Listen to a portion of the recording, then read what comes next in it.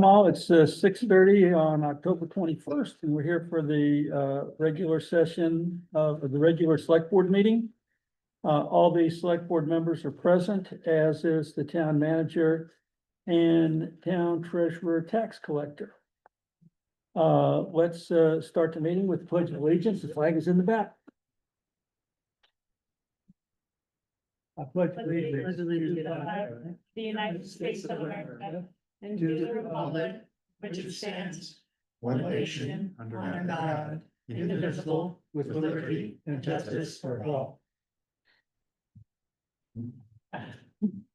Okay, the first item is to consider additional business not included on the published agenda.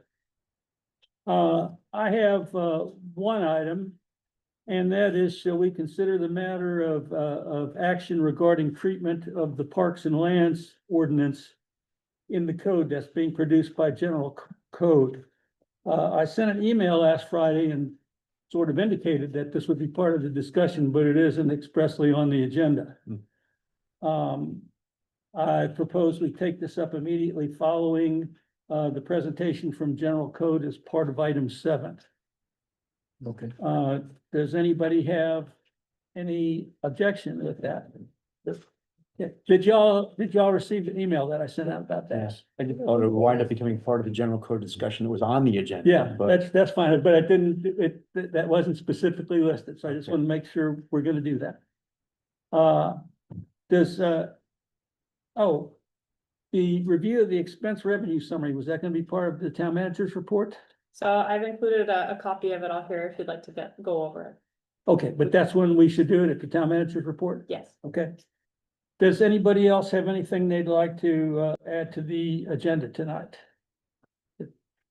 we have a full agenda. I have a list of things, the comments at the end that we might put on the next agenda, but it seemed to me we have a pretty packed agenda. Okay. Any conflicts of interest by select board members in items that are on the agenda? Okay.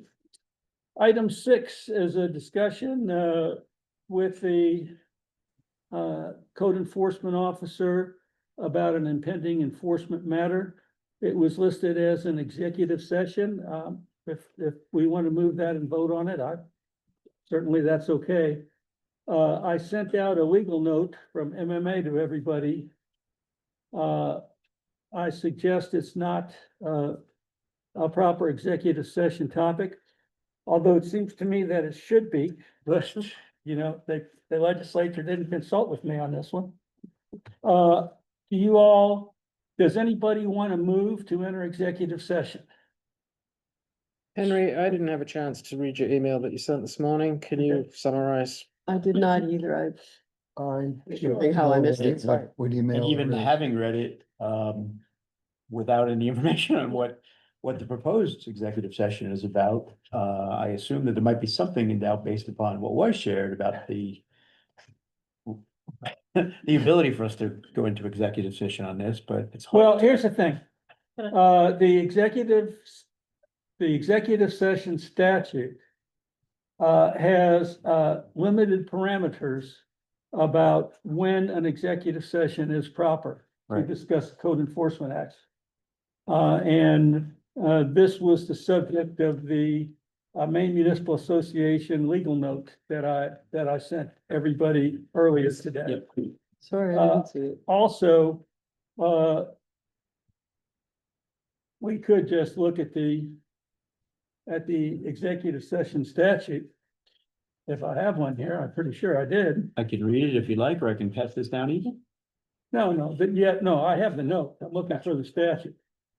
The statute on executive sessions, the one that would apply in this case, if it did apply, covers consultations between municipal officers and a code enforcement officer respecting the municipality pursuant to Title 38, Section 4452. In the prosecution of an enforcement matter pending in the district court when the consultation relates to that pending enforcement matter. And the code enforcement officer has to be one who's representing the municipality pursuant to this section of the code that allows code officers to represent the town in court as opposed to hiring a lawyer. And I don't know if our code enforcement officer is qualified to represent the municipality pursuant to this title. But I do know that there is no enforcement matter pending in a district court. Hmm. And so, I think, I suggest we need to discuss this matter. And hear the presentation from, the code enforcement officer, but it needs to be an open session. So with that, I'll turn it over to the code enforcement officer. I'll say my 2 cents first, even though I shouldn't. I think that your interpretation there, is one incident for the code officer. My understanding was if there was a personnel, a health, or a financial matter involved, you had the option to go into an executive sessions. The situation I want to bring up to you involves all three. So with HIPAA and everything else with this, I'll be constrained in what I can tell you, what I can say, but I'll try to give you a full story. That's okay with the board. Do what you please. Got it? We've met a couple times in my tenure here, last 4 years, about an individual over on Fairbanks who has issues. His home has issues, his actions have issues. I have chosen, for the most part, to deal with him. And we've taken care of certain things like getting rid of automobiles, junk, trying to get him to play according to the rules, the ordinances, the laws. Sometimes it's worked, sometimes it hasn't. When it works, it feels real good. When it doesn't, it's horrible. Over this summer, there was a incident over there where, I believe it was this summer. Person passed away in the trailer. Anyways, there was an incident over there where there was a police action, which wasn't pleasant. And then this past weekend, there was a fire over there. I got the call on my radio over in Reedfield. I knew where it was. I didn't find my place was to be there with the background I have over there, but the one trailer that caught fire had 2 illegal occupants there, who've been staying there, for quite a while. The trailer went up in flames quickly, collapsed quickly, and luckily they got out and nobody was hurt. Place is a mess. I took Shannon over there a couple days later.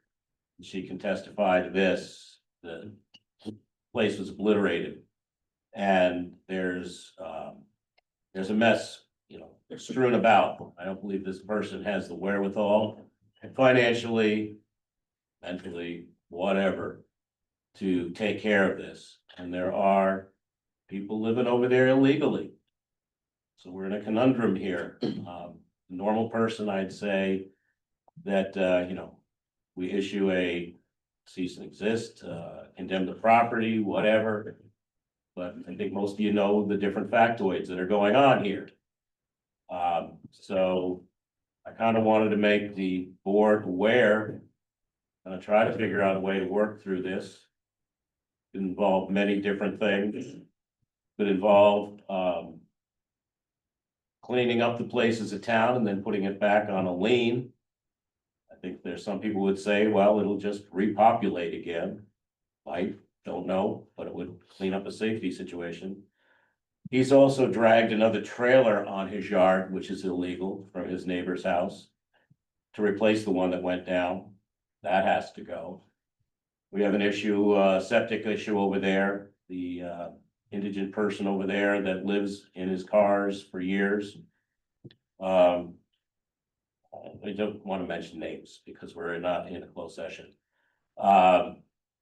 His son had left a call in my answering machine a week ago saying that people have been defecating and burning it over there and other things. So something's got to be done. So the problem with in a normal situation, you'd have a property that you can lean on, but this property probably doesn't have much to lean on. So then, comes the fact is that, how we. It's gonna have to be some way to get the people out in the situation remedied.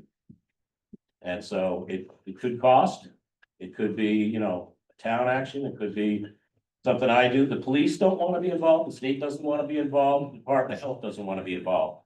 We've worked with them over the last 2 years. So we're gonna have to figure out something. I just wanted to make you aware of it because it's gonna have to be taken care of. Like I said, it could be financially. It's gonna be. I don't know. I gotta figure it out. If anybody has any ideas, I would welcome suggestions and help. Well, So I'd just like to comment. yes, So we put this executive session in here as a placeholder until we reached out to legal office and we Okay. spoke with MMA today regarding the situation. Over the weekend, last weekend, there was a fire at a residence, and so it then posed the local health questions. Upon diving into our ordinances, we do not currently have a local health ordinance. Mhm. And so that's something that we're gonna have to start looking into in order to document a formal process on remedying the health concerns. However, there are also septic violations and other codes enforcement violations that may lead to a request for additional funding from our taxpayers at some point. So not today, but that's an update for the select board to be aware of, that this is something that is ongoing and we are looking into. What- But did not qualify for an executive session. So That's- as for today, just a placeholder and just an update. what I would like to be advised of at our next meeting is, does the code enforcement officer deem that there's a violation of building codes? Does the code enforcement officer believe that that violation should be cited and the town take action to correct it? And what's the game plan to do that? Okay. That's all I'm interested in hearing about this. Okay. Any other board discussion? That's been the ongoing question. Yeah, we've talked about this a number of times. We've had public comments on it a number of times. And is it a violation or not? If it is, does it need to be addressed? And if it does need to be addressed, how do we address it? Good question. And that is, I think, within the lane of the town manager and the code enforcement officer. And if they need if they want to talk to the select board about money, then come see us. After talking to Maine Municipal, it looks like we would have to go to the town probably in an election for requests for remedying that, since that is not in our budget. Yes. So right now, what we would be looking at would be a 10-day for the property owner to abate or the situation, and then the town would be able to remedy the action and then assess it as a tax for the tax commitment year of 2026. Anything additional, if we're looking at that long term, then that would have to go to taxpayers for vote on. But other than that, there's nothing else for that executive. For that matter. Correct. Okay. That's a question that now that it's on the table. Yes. What is going to be abated? Just this one house or the whole bunch or what? Or are you still working on that? The one single wide trailer Okay, that that he is brought from destroyed and elsewhere. all over the property, Yeah, all kinds of toxic things, I'm sure. You were there. That has to be abated. Have to get this new trailer off the property. And we have to have the septic situation fixed. Okay. If anybody's gonna be staying, and hopefully try to get these people off the property again. But again, I'll do my best to come to you with a game plan. okay. I'll come to you with, but need support, and I don't see support, on the forefront from the police, the sheriff, from the DEP, from the DHS. They've had it up there too, so I'll do my best to come to you with some kind of suggestions. And that one trailer, there was one number of vehicles, if you want to call them that, dwelling something, whatever we might call it, Uninhabitable. uninhabitable. So this would be just a minor remediation of what's going on a property as a whole, correct? It'd be a minor, well, compared to the overall, yeah. But yes, it would take some cleanup and scraping up and a game plan so it doesn't get repopulated, go through this again. And I think it would be helpful to the board, at least it would be helpful to me, Big picture. if we could have a briefing about what exactly the process is. Does there have to be an inspection of the property and a notice of violation issued? Do we have to get an administrative warrant to have an inspection of the property? I would just like to have a point on, here's the problem, and this is the way that the town manager and the code enforcement officer intends to handle it. I'd say you have our support. Let me just say Yeah. that informally. Well, sure, I mean. Yeah. Yes. Well, you it's- just like an answer, that's all. Thank you. Okay, Henry, yes, ma'am. are you taking public comment on that one? We can, and it's there's public comment is allowed after every motion. We didn't really have a motion, but I think it would be appropriate. Is there any public comment on this? Yes, sir. I just want to thank you both Yeah. for bringing us up and Okay, addressing this issue. Okay. I'm Ed Weber, that's my wife Cheryl, and we live on the Fairbanks Road directly across from the property that you were discussing, okay? I know that they have a problem that, you know, this, everyone has issues, different things. But, I think now, listen to a code enforcement officer and you folks discussing it. Yeah. We don't wanna make enemies with anybody, we gotta live next to them, okay? So it's one of those situations, okay, we'd like to see, you know, taken care of, okay, in the proper way. okay, thank you, Mr. Weber. Anything else? All right. Is the board ready to move on to our next Thank item? you. Item 7 is a presentation from General Code. Mr. Zachary Demott is here to visit with us. And You going to come to the center or? sure, because it's gonna be hard. Well, actually, everybody's facing you already except for me. I'll turn around. You can stay there where you're at. The balance, happy with me. Give me just a moment. And a couple tabs of quick reference. My name is Zachary Dumont. I work for General Code. We are a application provider, code management company. We are a subsidiary of the International Code Council, the lovely folks who write all the state building codes. We work at the local level to help communities codify their ordinances and their regulations. That is to say, we bring them together and build you a cohesive municipal code.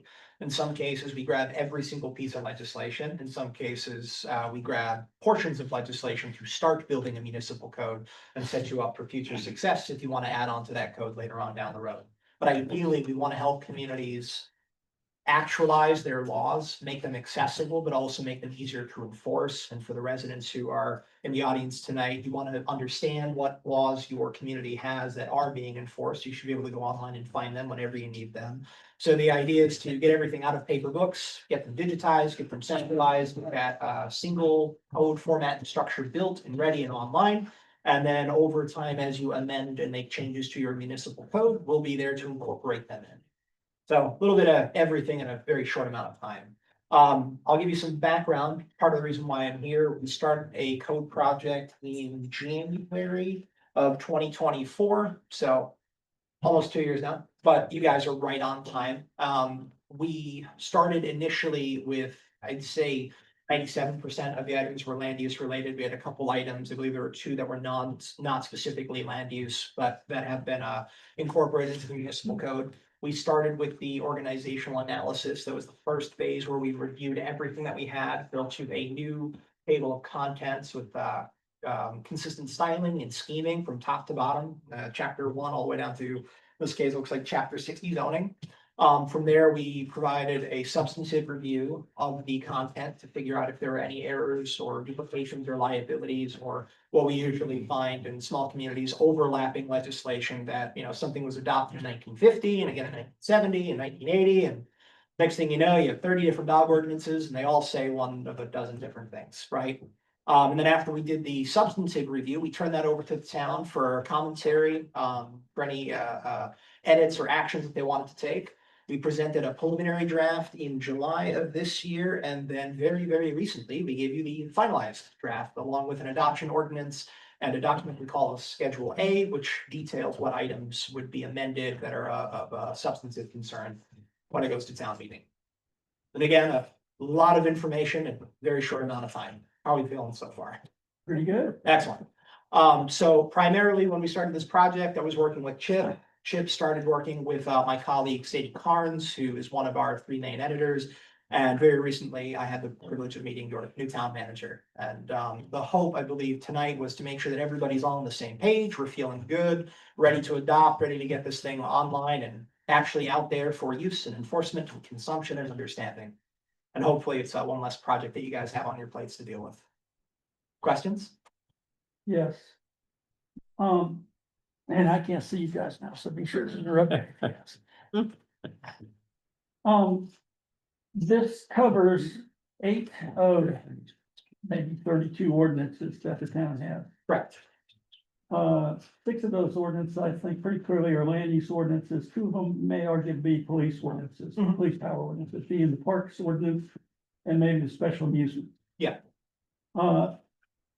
Every town that I've looked at that was on your list of customers, I would find a code of ordinances that had all the town's ordinance. Mhm. Which gives people who want to know what the town ordinances are one place to look. We're gonna have 7 ordinances in one place and the rest of the ordinances in another place. Well, number one, are there any of your towns that you can refer us to that have a similar situation so I can look at their website and see how they do it? Yeah, Raymond, Maine. Right. We did Raymond's project. I want to say we started it maybe just about after pandemic kicked off. This was slightly before my time. It published, I believe, 3 months after I was on the job. So all I knew, that there were a name and a town in Maine that I could go, point to as a referral. What they did was for them, and what we find once you kind of get away from the coast and you start working inland, usually the biggest concerns are zoning, right? And then maybe some like the critical stuff. So actually, as was referenced tonight, public health ordinance, stuff like that, things that you need enforced on a daily basis. So in those communities, we tend to see more of a preponderance of land use legislation, and then the occasional like one paragraph or 1-page chapter of the other subjects. Now, of course, every community is different, so you might have one community where their general welfare ordinance is 300 pages. It happens, whatever. In Raymond's case, they just wanted the land use because that was the most important thing, being on Sebago Lake. They got that codified, and in the last year or so, the clerk and I have been working to eventually bring their other ordinances onto Ecode 360. It wasn't a priority for them, so they currently have them hosted on their town website. They do have as an option a spot where they can post them on the Ecode 360 page. Ecode 360 is the platform where we host all your code material. There's a module on there called public documents, and they could theoretically at any point in time just stick them in there. They didn't want to make the switch yet.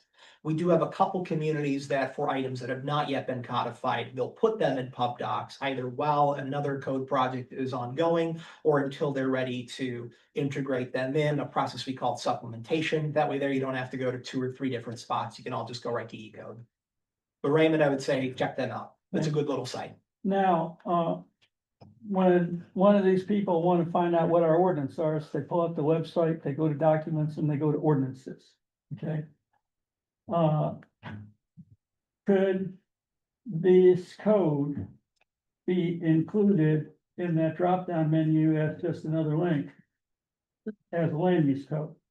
You were talking about in the center column structure on the primary page? Yeah, No, but we could stick a note in there, so you can just click ordinances here, it pops over to the correct page for it.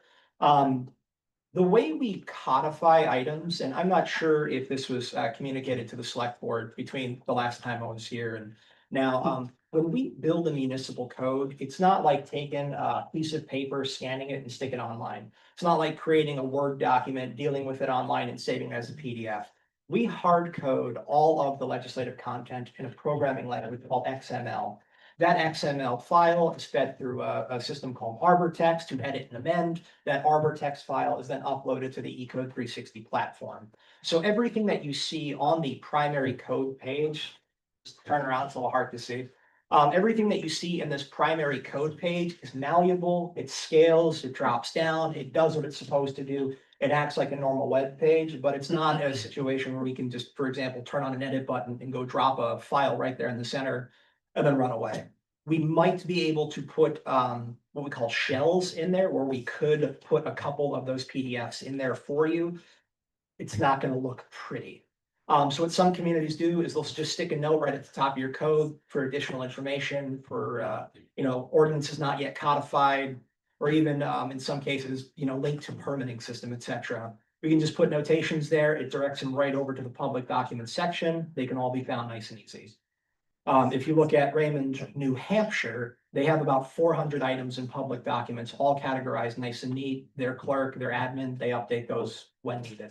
Can this be set up so that the zoning ordinance, campground ordinance is still listed in our list of ordinances, just like they are now? And when somebody clicks on them, instead of downloading a campground ordinance, they get shoved off into this platform, whatever it is. I'm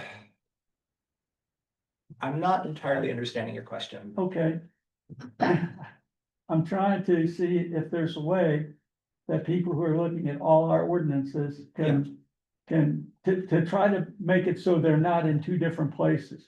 I know they will reside in two different places. Yeah. But if there's a single list of ordinances that someone can click on and be directed to the second residence, that would assuage my angst about having my ordinances in two different places. Henry, may I ask a question? Yes, ma'am. If I understand correctly, so I'm following this too. Are you saying that there's kind of we have that document that they've made for us and also a place where there's kind of a hot link Yeah, that takes us into the town website? So there's, yes, ma'am. I want to go to our town I want to know, can I go to our town website right now? And if I click on zoning ordinance, it downloads it, which is oh, not ideal. But I want to know if we can fix it, so when I click on zoning it's the same way to the people. They look at it, they click on the zoning ordinance, and only it takes me to you. Yeah. So on your town website, Yeah. we will give you a hyperlink that you'll embed on your town website. Okay, Some communities just, they'll say code and regulations or ordinance and regulations, or they'll say municipal code of the town, whatever, the whole 9 yards. And it'll click over to the homepage for E-code where you'll see everything all at once. That's everything that is in the municipal code. We could theoretically, if you wanted to, you could download the PDFs from E-code, stick them individually embedded on the town's website and use that as your primary access point. But the idea behind going forward with E-code when we started this in 2024 was to make everything accessible and searchable on the one platform where they all are. The reason why the other ordinances were not included at the time was because the town had gotten 10 grand in grant money from the state to help with LD 2003 compliance. And when I came here and spoke with Bryce and the other members of the select board at the time, the goal was to get as much as possible under the grant without impacting the taxpayers. So that's why you see most of the land use, because as we heard tonight, land use is critical information. And in the future, we could always codify the other stuff down the road. So it is fully in the municipal code. You're gonna have to click around a couple different places. But the E-code platform itself is fairly intuitive. It's got a really rapid response system. We have communities dump documents on here all the time without issue. And those are editable by town staff without issue. They don't have to go through me. They don't have to go through Sadie. Your manager, your clerk, your code officer can add and remove when needed. They can download copies, provide them to folks for people who like paper, but the hope is we don't necessarily want folks to have to feel like they need to carry out a 200, 300 page municipal code book. It's really good for whacking somebody upside the head, but aside from that, it's kind of a burden. So Henry, if I can, and Zachary, I appreciate that last point when you said, yes, we could, for example. Yeah. Simply have a PDF available at the website. Yeah, In a very similar fashion to the way the website currently points people to access information. Now, it might not look exactly the same. Yeah. Because you've now put it in a format that, in your opinion, and I'm sure you've shown templates and shared them, everybody agreed, nice, clean template, we like it. bingo. It won't match exactly the information that is currently accessible via the town website, because you haven't looked at that, you haven't put it in the new format. So there might be some differentiation. But in a perfect world. Yeah. You, in your perfect world, don't get me wrong, I don't mean to specify that way, but in your perfect world, everything would be on the platform, it would be searchable, it would be in a common format. We would be one of the towns, as many of the coastal towns have, look at everything we have. Yeah. In our less than perfect world right now, it would be helpful if we could allow people to continue to go down the path they currently go, and they'd be able to find the new with the old right there. Yeah, so like what you can do right now, well, this is the demo site. It's not yet publicly consumable, but when it is, Right. you could click the little box next to every chapter individually. Just download that whole chapter, all the accoutrements with the titling and the sectioning, etc. And just post that PDF right on the town website, and folks don't have to know that there's an online site where they can search and cite whatever they want to. And every time you guys update your code, whether that's, once a year or once every 5 years, like I have some of my smaller communities. Well, when that section of the code updates, just download a new PDF, stick it on the website, replace the old one the same way you would right now. Right. Difference is you still keep that awesome, really neat code structure within the chapters. You're just not getting the full, Cadillac experience. Right. But that's cool. 'Cause not everybody wants a Cadillac. Some people like a Camry. Nothing in our existing contract prohibits us from simply saying, thank you very much for the work you've done to date. We have the updated information. We can post it to our website. All of that information has been updated, and we can continue the way we have been. You could walk away tomorrow if you wanted to. Right. Once we adopt the code. Okay. We would recommend you don't do that, obviously. We would rather continue to support you, because what we don't want to do is build a code and then have it. Let it go by the wayside, and 10 years later, Chip's calling me up, asking me to fix it again. Yep. It does happen. It happens more than I would like it to. Thankfully, most of us in New England are fairly progressive with new technology, new changes, whatever. But small town America, is small town America. You guys like the way you do things. I'm not gonna change that. I'm good. And Except the- that small town America stuff. Just- Everything other than that was like, The price for the Assistant Incorporated was $10,000. Any idea, rough order of magnitude, what we would be looking at if we wanted to have a complete code? I'd have to get a page count. I honestly don't know. Okay. The last time I was here, there was a very nice woman who met with me after the presentation. And she said, I have all these files, but I don't know which ones are current and which ones are most up to date, and we're still sorting through all that. So I'd have to know what you have. Henry, if I may. A lot of things you're talking about are making it so it can be like it's always been, and maybe you think that's gonna make people, comfortable. What this has done is, the piece you were talking about, I scanned in 400 pages of historical background on the ordinances that you were looking into. What it does for issues like we've had over the past year or so, that are very intense, it allows you to click in certain places and see where actually these certain chapters, certain things came from. Why are they in there? Where, what time are they in there? Where have they been changed? By putting it in PDF, you're gonna lose all of that, and that's very powerful tool, and part of the reason people go with codifying things. So I kind of like try people to get on the mindset that this is something that is a lot better.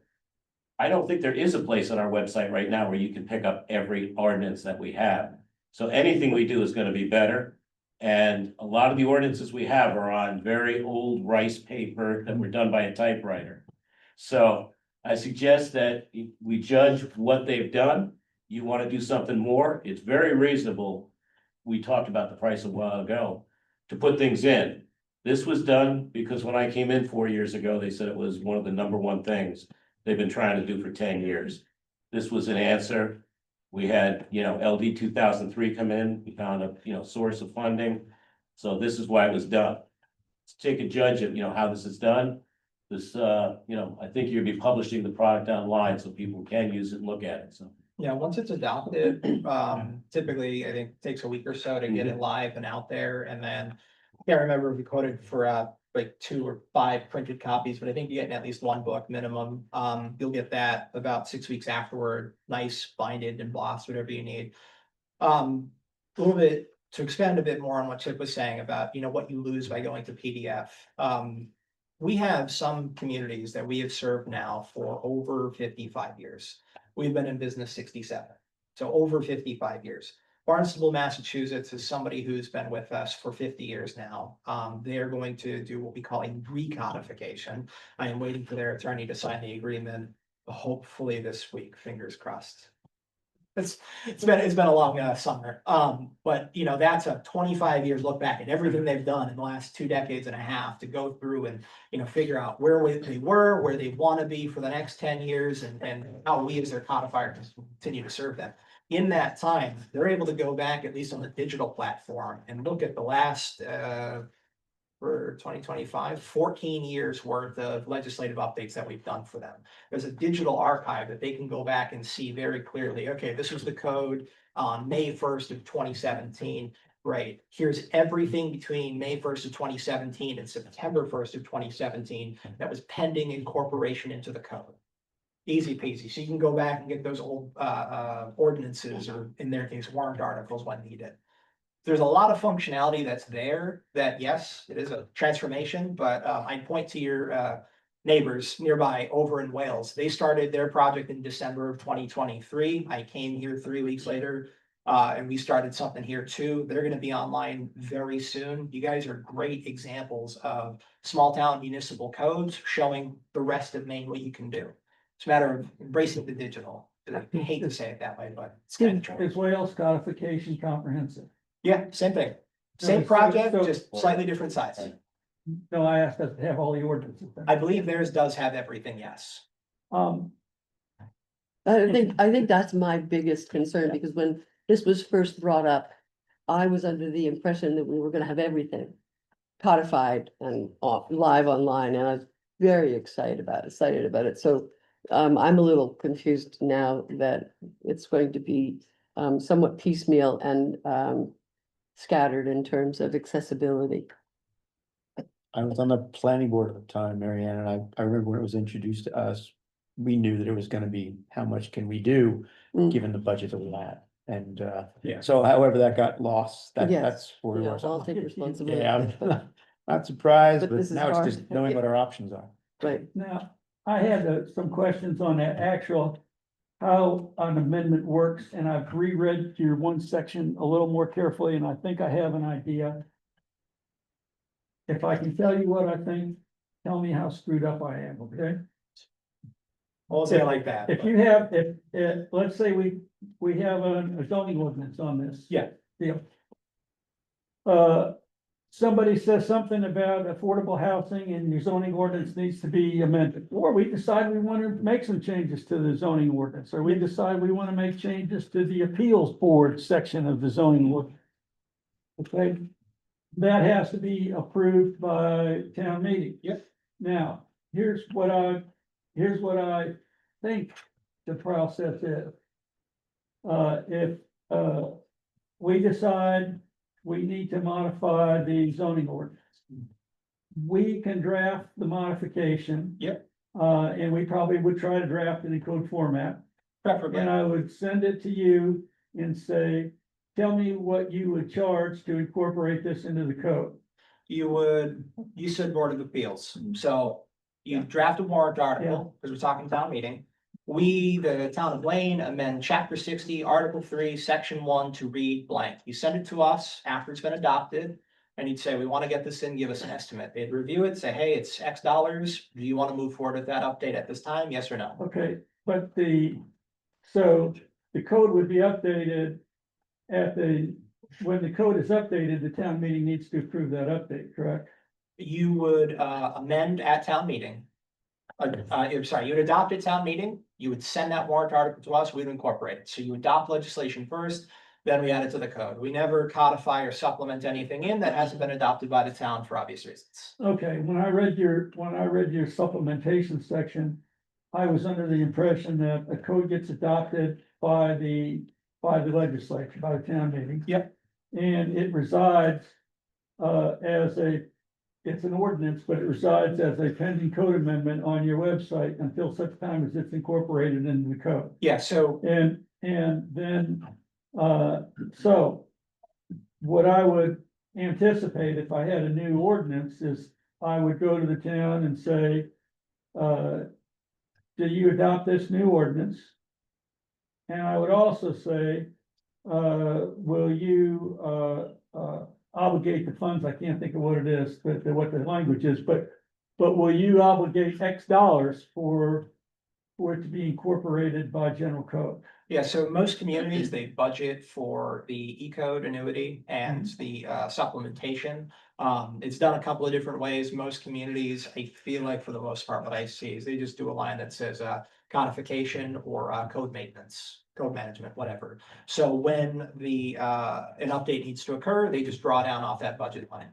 So we do the work, send you the paper copies that you need to go into your books, update the digital file, send you the invoice when the work is done, you send us a PO or a check or however you want to do it. Okay, how do we know how much to tell the town we want them to pony up and what it's for? Usually when a code project has completed ahead of your budget season, we give you an estimate based on communities of similar size. Okay, I don't know, one thing I don't like about supplementation is every community is different. I have small communities that update habitually. I have large communities that update every, 6 to 12 months. I have the city of Lebanon, New Hampshire in my backyard, who updates their ordinances every 6 weeks. So what we do is of the 3,700 municipalities we work with across the country, our system will take ones that are of similar size and shape within the state. If we can't get it within the state, we try to go with the surrounding states to get you a good ballpark to say, hey, communities of 1,200 population usually emit 78 pages of code material a year at a price of, I don't know, $1,100, let's just say. So we give that to the town manager or the town clerk for their budget, they put it in. The longer you work with us, the more often we're able to just narrow down and get you within 10% of a budget item. So when Ann calls me from Barnstable and says, hey, what's my number for next year? I can go in 30 seconds. I have the last 5 years worth of history to say, here you go, Ann. okay, Um, and so the first year, there's a platform maintenance fee. Yep. Which it's included in our price here for the first year, and then after that, I forget what it was. The current rate for E-code is $1,200, Yeah. $11.95. $7.95. Okay, and so we have $11.95 plus whatever we estimate for supplementation. Yeah, let's Or- say it's another $1,200, $2,400, easy round numbers. Do you also look at upcoming legislation for potential changes that might have to be made in order to help us with our budget? I'm sorry, are you asking like from state level changes or? State level, At the state legislation. level, not always. So part of what we do as a codifier is we aggregate loads of data. So we see stuff from all the states across the country. We know what's going on. We see little trends and whatnot. When there are big impactful things like changes to the affordable housing law that your code officers are gonna get stuck with, we'll reach out and say, hey, we see that this is coming. Are you aware of this? Are you know what's going on? I actually do more in Maine, conference wise than I do in my other community, in my others. I cover all of New England, so my other states. I go to about 4 or 5 conferences a year just in Maine. One of those is with code officers, one is with clerks. One of those is with the town managers and administrators, and then usually there are another 2 that I go to. So this year I did the Kennebec Valley Council of Government, and usually I go to an APA session. So when I am there, I'm soliciting information from my code officers on the ground, from my planners on the ground, as things are changing, so they have an idea. And when folks have draft legislation that, they're thinking about bringing a town meeting, they want help formatting it, whatever it might be, or they want an idea estimate to incorporate, we'll get that information for them. If you need samples of legislation, let's say you don't have a public health ordinance and you need one, we can look through our code and send you a couple of examples that you might be able to jump off from. is there a cost to that? To get the data? Yeah. No, just call me.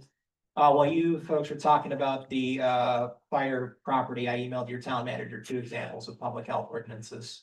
Great. I also am a little bit of a freak and I watch town meetings whenever my communities are coming up. So if there's a big topic that's happening, I can send them information and say, hey, I heard that, I don't know, pickleball courts are a big problem. Here's some noise complaint ordinances, whatever.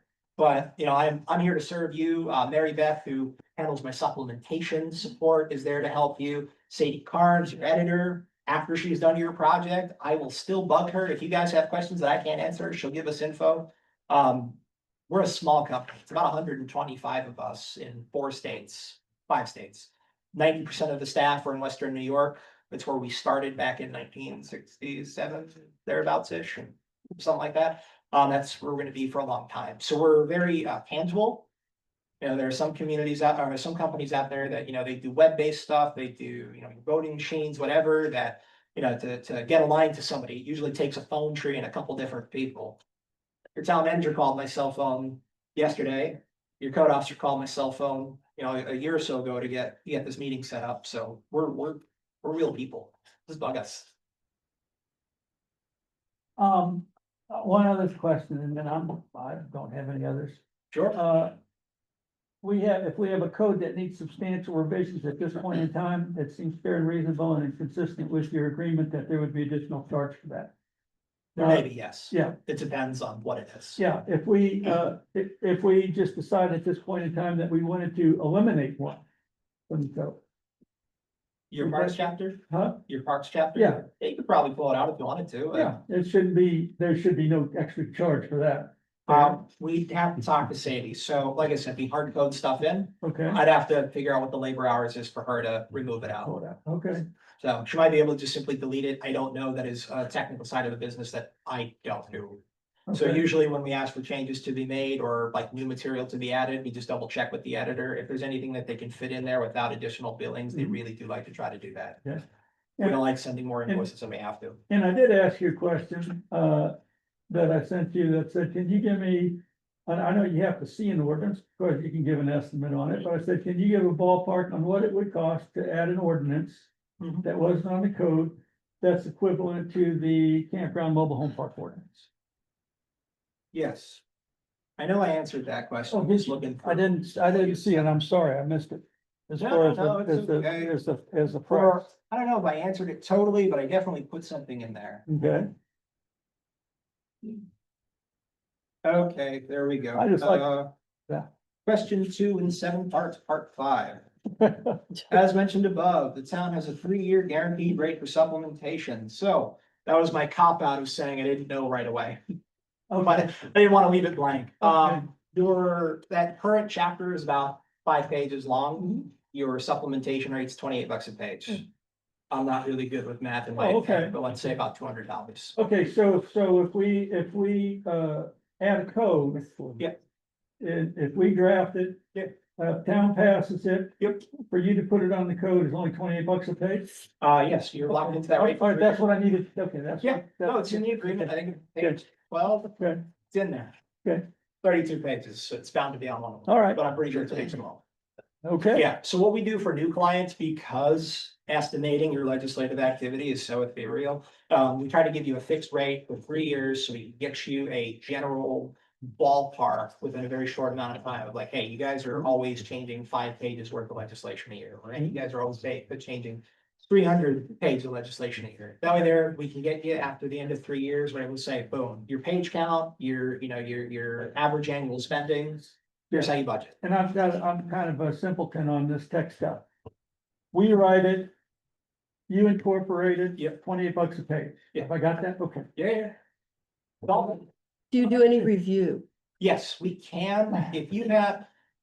Most of it is, if we're talking like pre-incorporation, you reach out, let's say 2 weeks before town meeting to say, hey, what do you think of this? Usually that's just a quick review. Hey, it looks good. We should have no issue. If it is more substantial, if we're talking like 20, 30, 40 pages worth of time. And there are a couple labor hours that go in, we'll advise you, hey, we can go through and do a detailed thing. We might have to add it to your supplementation rate for the labor hours. Post-adoption, when you send it to us and we're actually incorporating it, I'm sorry, I lost my contact. That's okay. When we're actually incorporating it, they read everything in the warrant article as you adopted it. Then they look at the chapter, they read the sections above, they read the sections below, because we were talking about Board of Appeals earlier. Let's say you guys, change the section right in the middle. We want to make sure that anything you may have referenced isn't broken above or broken below. If you guys transpose 2 numbers, the editor will call up and say, hey, we think there's an error here. How best would you like us to fix this? You should adopt the Scrivener's provision, so we You can do those as well too. Okay, So question, Zach, Henry, yes, ma'am. do we have to take action, make a decision? What has to happen for us to move? No, ma'am, to the we're next just, step? we're just getting in, we're just getting information. I do want us to consider what we want to do with the parks ordinance. If we choose to do that, but this is just to get information. Any This other, is helpful. any other board, comments or So questions? again, before I what move has to the happen though, you public? said, like, we're at a point where we can almost put it on the webpage? Like, Say we're at that a again. point where we can. You had a process, Yeah, you need Yeah. to bring the adoptive ordinance warrant article to town meeting, you need to adopt the municipal code as amended. Then you need to send that ordinance to us after town meeting and say, hey, Zachary, or Sadie, it's good to go, it's been adopted, here's the date, here's the ordinance, we're all set. So, to- Once you do that, did we do any at the last town meeting? no, that's why it will. It can't go live before another town meeting. If we have a Right. special town meeting for some other reason, we could put it on that. Right. Yeah, otherwise it would go on our It'll annual be town June. meeting Yeah. and it goes up, it goes live after that. yeah, when's your annual town meeting, spring usually? No, it's No, it's June. June. Oh, June, wow, so it'll be years. July, My Yeah. word. Okay. yeah. Yeah, so if your next town meeting is in Yeah. June, you sit on that ordinance until you're ready to go to town meeting. If you have a special town meeting and want to get Yeah. it done sooner rather than later, I'm sure your code officer would love you guys, and for us, we'll be ready to go as soon as you folks are. Okay, Was there a Public- question? okay, public comment? Yep, just, Zachary, you mentioned you've got editors and everything. Can Yeah. you rest assured that the current zoning that we have is transferred word for word into this new document? Yeah, so as Chip said, he scanned 400 pages. God bless her, because I didn't look at all of them, but Sadie went through every single one of them, made sure that we had everything word for word when we put together that phase one, that organizational review and that structure. Then after that was approved, when she did her substantive review, she went through every single one of those pages, built a new code manuscript, which is this ugly purple website here. It's a little hard to see, but just trust me, it's there. And as she was doing her analysis, she was putting all of those chapters, all those sections onto this code site. So then when it went to Chip, your town manager, and the select board, and anybody else who had a hand in reviewing all this, they could see all of the language as it was adopted day of when we started the project, any amendments that had been sent between us starting and that point. And I believe Chip said that a change was made earlier today, that they found there was a small error, so Sadie updated it. And just to put your mind at ease, it was late stage when we got done with the RV campground ordinance and everything. And we were a bit worried that we were too late. Sadie was very understanding. She took that directly from what Jim Katsiafakis had, put together and was approved at the board. And it is being put in just as we see. So it's a really great tool and, the mistake, if I could, just a second, we found at a planning board meeting the other day. Was there was a conflict between our subdivision ordinance and our LUO ordinance. And when I called Sadie this morning, we went through the whole thing because of the way you have it structured and everything. She was able to go back and see where that conflict came in. Why it took from 75 to 100, yard buffer, and how something was amended without keeping in mind that there was the state, there was the subdivision, there was that, and it was very easily remedied to, Yeah. because of the structure she had, so it's a enlightening type thing to see. I love my. The final product has been presented to the town and, I looked at a few of them that we did and I assumed Chip and the planning board looked at the ones the planning board did, which were the ones you're interested in zoning in the mobile home park. And so if there's any problems, it's our bad for not finding it. And I assume everything's okay. Any other questions for the public? Yes, sir. I want to go back to the Yeah, earlier, tell us who you are, Mike, because I get corrected when my public comments don't identify Mike themselves. Stein. I want to go back to the earlier conversation when we were asking about what will the website look like when it goes from the town over to their site.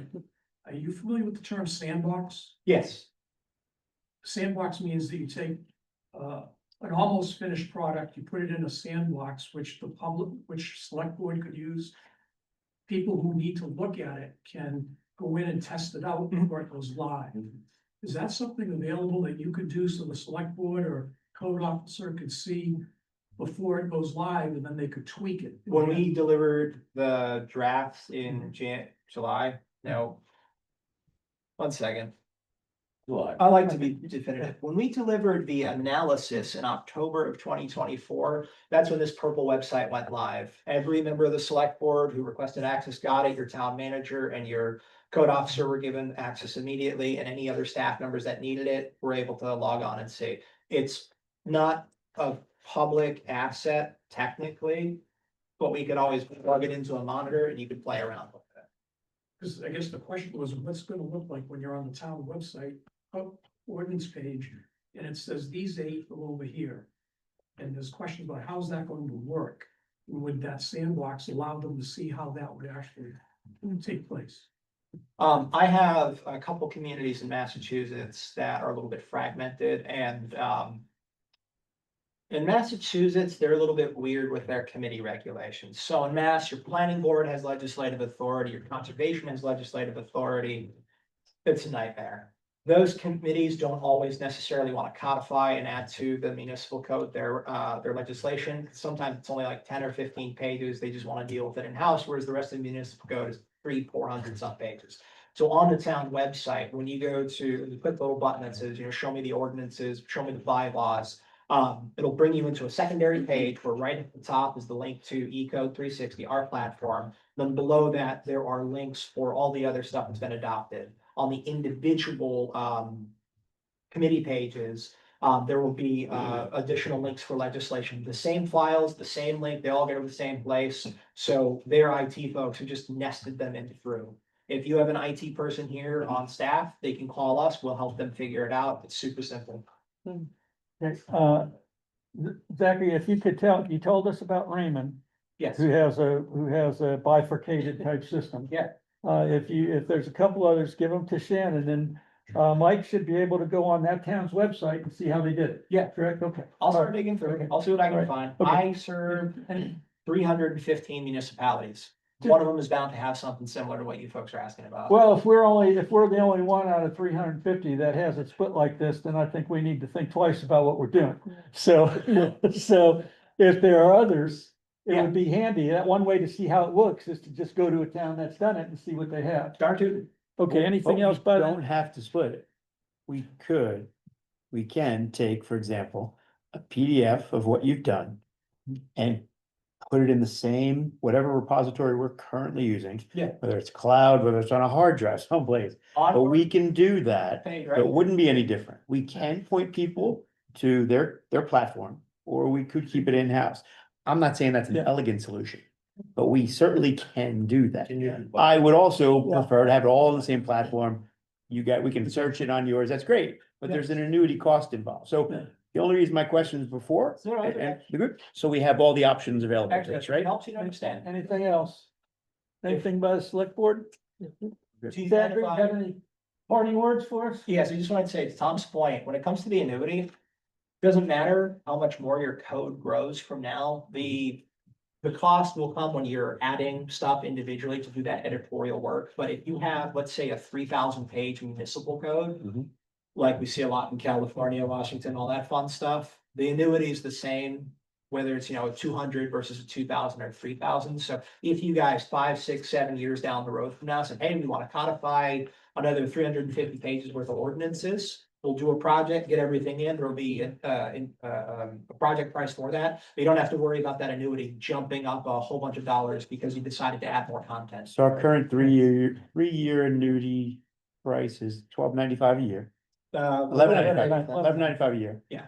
That, It will be going to $12.95. I would imagine, yes, The next it's year. gonna go higher, but it's not gonna, to your point, it's not gonna go from 1,200 to 30,000. Yeah, and the really cool thing about the E-code annuity, we introduced E-code in mid-2006.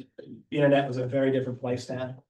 We have not changed the price for E-code until January 1 of next year. All of the current folks who are in it still get the $11.95 price for another year without issue, whatever.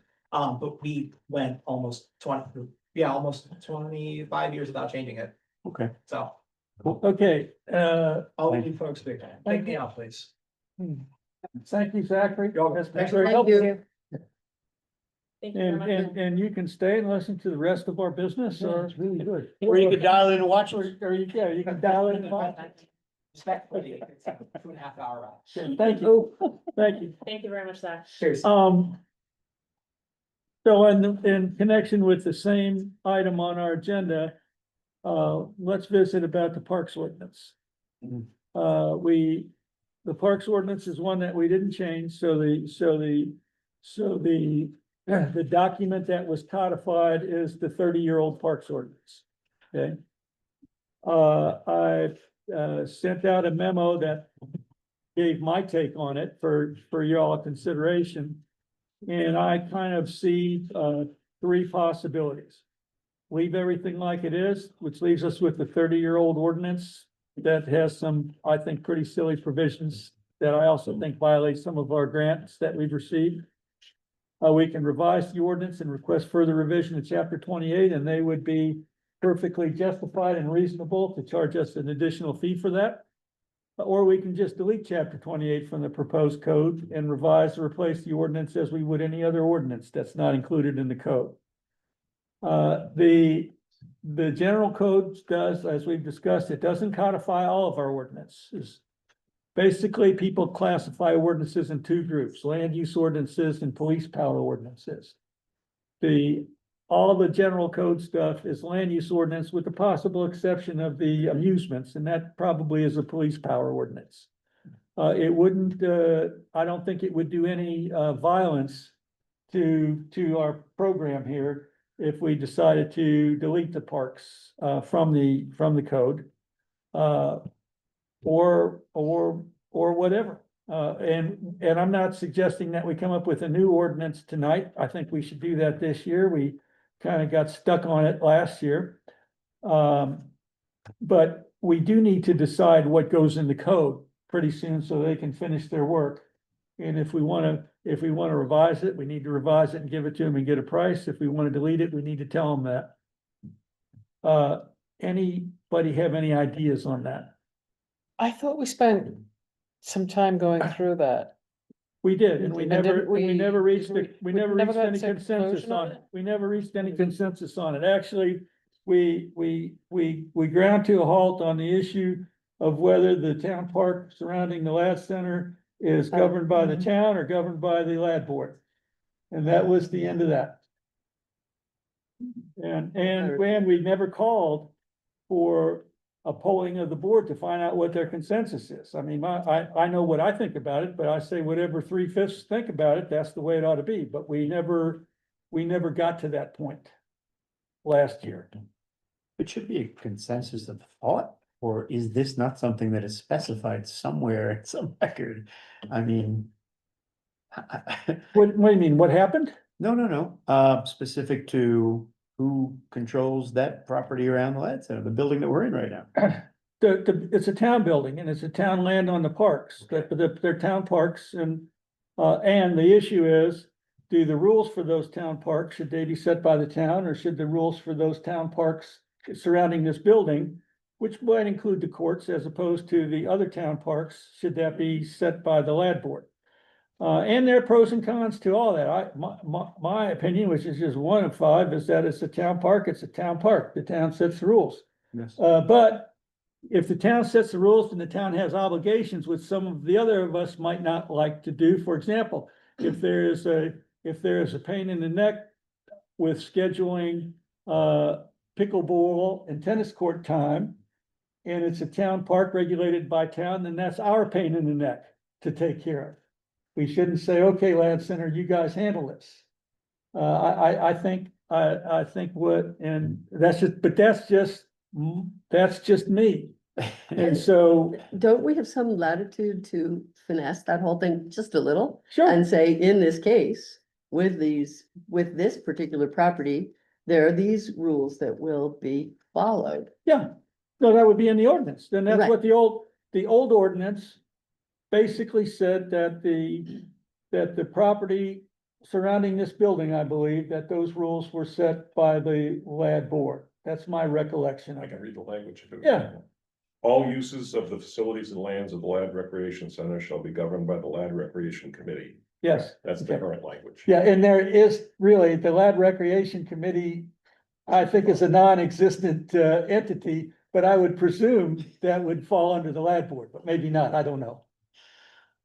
So barring the non-existent entity part, Yeah, I was thinking, okay, so as long as it's not a hot potato, that should there be an issue, there's no one there to act on it. yeah, Okay, yeah, so some. but Tom, that's clarification our would be existing required. ordinance, which also says only Wayne residents can use our parks. So I Yeah. pointed out before, we need to get the Brute Squad out to throw out all those Leeds and Monmouth people that are sitting on our park benches eating their Tubby's ice cream. Because they are trespassers under our existing ordinance, and it calls them that. Might be some clarification required. And the grant that we got for the courts basically says that those courts are available to all the public. Okay, I think it needs to be amended. I Yeah. think there should be an ordinance about it. Oh, And I think that there should be some umbrella directing some of the rules around the Lad Rec lands. Mhm. And that they should also be singled out to some special rules that maybe would be worked out Yeah. with the rec center. And Mary Ann, I agree 100%, and I'm not suggesting that we take on our plate tonight, amending the ordinance. Right. All I want to Right. figure out tonight is, do we want to exclude it from general codes product, which I don't think would do any harm? Oh, I see. That's all I'm asking us Yeah. to talk about Went down tonight. a little bit of a rabbit hole there. Yeah, Yes, yeah. right. So why do we need to decide tonight? Well, they have to About know, including it tonight when we're not gonna adopt this until after the next town meeting? well, they're gonna finish their work, and the farther they go towards finishing their work, the more likely they are to want to charge us money to make any changes to it. If And- it seems to and- be sensible, just take it out of the code, general code. General There's codes. things in there that are absolutely nuts, like, Yeah, right. No, to your point, Yeah. nobody unless they're a Yeah. town resident. So I don't see why it would be important to put that in there when it's so obviously flawed. I would leave it out. and if y'all want to think about it, we don't need to tell them this week. We could tell them next meeting, but we do need to tell them, and that's all I'm asking now. How do we want to treat this park ordinance in the general code product? And that's this issue, okay? So it's currently within scope Mm. in their deliverable, correct? It's in, yeah, their deliverable is done. I mean, they Correct. haven't delivered, they haven't put it up, but But I mean, they have a final It's draft. in scope, so Yeah. as they are delivering their final product, this section exists in that scope. Their And final- and we agree that it's flawed. Their Right. final product includes Right. the crappy ordinance. Right. Then I do agree that personally, I would even make a motion. I think it makes sense to remove it and we can table it to Yeah, modify, Later. improve, clarify, and then insert it back in. okay. Doesn't make any sense to Is there- receive a is there a deliverable, second? a deliverable that we agree is flawed. Any other discussion on the board for that motion? Any public comments on that motion? Okay, all those in favor of, Did you have a second? yes, Yes, Mary Ann. All those in favor of removing the parks ordinance from the general code, product? That's what's on the table. All in favor? Motion carries 5-0. It was a very casual motion, I don't know, yeah. You should, you let him that go. thank you.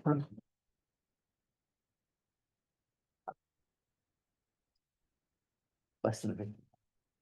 Item 8, approval of meeting minutes. Has everybody had a chance to look at those? Move we approve the minutes for October 7, 2025. Second, Any discussion? All in favor? Motion carries 5-0. Warrants and donations. Consider the accounts payable number 14. Would anybody like to make a motion on that? move to approve the accounts payable number 14, the amount of $23,759.51. Second, Okay, now discussion. Is there anything you want to tell us about this, Shannon? So you'll notice that there was a prepaid total and that was for inland fisheries and wildlife and for BMV. That was just the standard amount that we owe to the BMV and inland fisheries and wildlife. That just happened to be accumulating in our office with a lot of other things, so those were multiple reports that we got sent back into the state. Just at the border of being cut off from some privileges, so making sure that those got sent in. Other than that, I mean, when we look at the exceptions to the accounts payable, the exceptions to the budget overdraft, we'd be looking at the Lad Rec Center, since we're currently operating at a deficit, as what we have currently in Frio. There are 9 Lad Rec Center expenses in this warrant. Okay, now on that treasurer statement, is there any reason that we couldn't get that in writing to go along with this so everybody can look at it? Okay, you can send it to us Mhm. ahead of time. Okay. And I note the general code payment is under legal. Yes. What's the it's, scoop on that? So, looking at the previous expenditures for a general code, they were coded to a general account, just G12000. And so that was there was a $3,000 expense in 2024, a $3,000 expense in 2025, and we've currently had $2,000 that I actually had coded under assessing. And so having a look at that, I've got to find, I guess, how the G120 coding works. Coming just from the general fund, I don't think that really accounts for any kind of accounting. Do we agree it's not a legal expense? Correct, yes, it Okay. is not illegal. And it was funded by the grant? Yes, Have we ascertained that we actually got the grant money yes, we and did. where it went? But it's not listed under a separate account. It's just under, like I said, under the general account. And in previous years, it was just coded under a general line. Okay.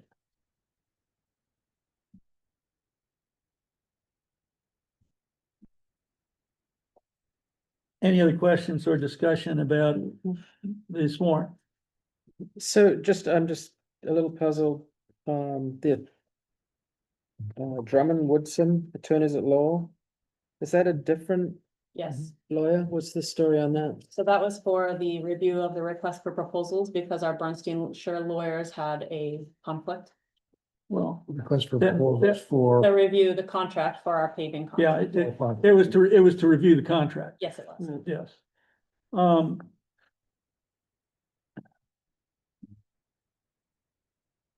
Okay. Any other questions? I'm the only one who got the upside down version. Yeah, yeah. That'll be at the end. We'll talk about that in a few minutes. Okay, these look like the same thing in my packet. You might have the same thing. Just need to copy. You got a copy? I have an upside down copy, That's for the end. right side up, upside down. That's something that you received already in an email about 2 weeks ago with a summary. Right. So this is just that is just a summary of the expenses as of October 7th. Okay. So So about we've got, 29%. this is what I've gone through. Yes. That's all. Okay, are we ready to vote on accounts payable number 14? All those in favor? The motion to approve it carries 5-0. Ready for a motion? Yes, Move to accept donations in the amount of $30,713.44 to supplement the existing appropriation for Lad Recreation Center programs. Second. any discussion by the board members? So how is this reconciliation process going? When you received these appropriations? Do you want to speak to that? So do you want me to address the appropriations or the reconciliation? Yeah, Hazel? both. I think we're gonna discuss the accounts, the report. I can't think of the name of it now. What's the name of the report that you gave us? In The, revenue. is what- yeah, expense and revenue report. And and at that point, I have questions about that negative balance on the Lad Center, and I would expect they're going to address the reconciliation efforts then. Would that be okay if we waited until then to? It is, about I was curious because Yeah. when we approved the expenditure, Yeah. you pointed out the lad rack. Yeah, Mhm. yes, well, that was the. And now, so now this was the counter to Yeah, that, yes, it's like, no, that's good, and that relates to the treasurer's ordinance that requires a treasurer's statement. That all these payments are within the budget and none of them provide for any overdrafts. And they're all proper, and they were telling us the exception is that there's an overdraft on the account 200 payments for the Lad Center. And I think we can discuss, I think we're gonna discuss that in some okay. detail. So let me rephrase my question. Because we ask on when we're spending the Yeah, hold money, is that the amount you expect? My question is this the amount that you expect to receive from the rec center? I don't know if this is an amount that we expect to receive. This is a donation. I think that's separate. Yeah. So that has nothing to do with that we're expecting monies in to correct the overdraft. Is that, This is Answer. separate from the itemization. yes. Mhm. Okay. So this money came in, was handed over the counter, do we choose to accept it? Correct. Thank you. And this is just the ordinary course of business, only before we never did actually accept it or state it. Or even And- look at it. Yeah, and or even look at it. And so, I believe the statute says we can accept these cash contributions to supplement an existing appropriation. And that's what we're doing. We're accepting this $30,000 to supplement the $4,300 appropriation that the town made at the town meeting. Are we ready to vote on that one? Yep. Okay, all in favor? Motion to accept it carries 5-0. Item business, old business, item number 10A, consider approving draft building committee charge.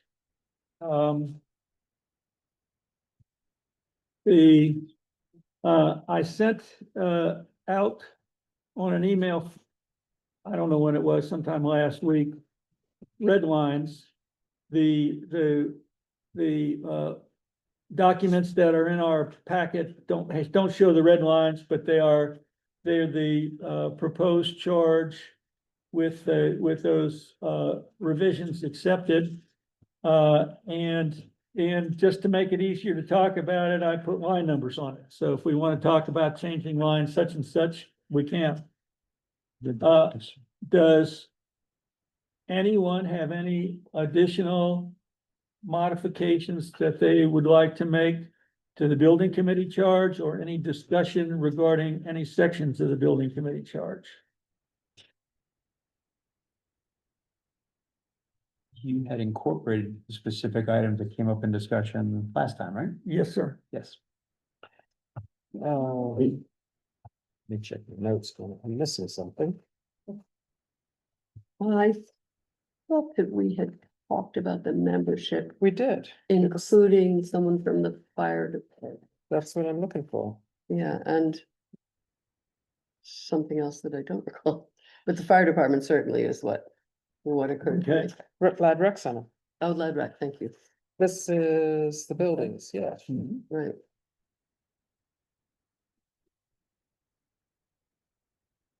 Did we not include that? If we didn't, we'll add it right now, if we choose to. I don't see it in there on the membership. It has 5 members appointed.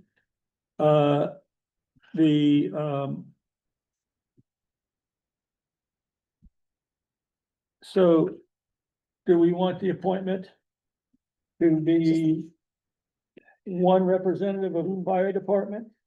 Is the fire department representative a voting member and part of the 5? Well, that was why we talked about having 7. 7. 7, okay. And I thought somebody took an action to go ask the fire department if they wanted to have a representative. And That's somebody good. took an action to go as the Lad Rec Center. board. Okay, Same thing, all right. unless I'm No, that's what my note said as well. Okay. And who was that going to be? I don't believe I was supposed to talk to anybody that I know of.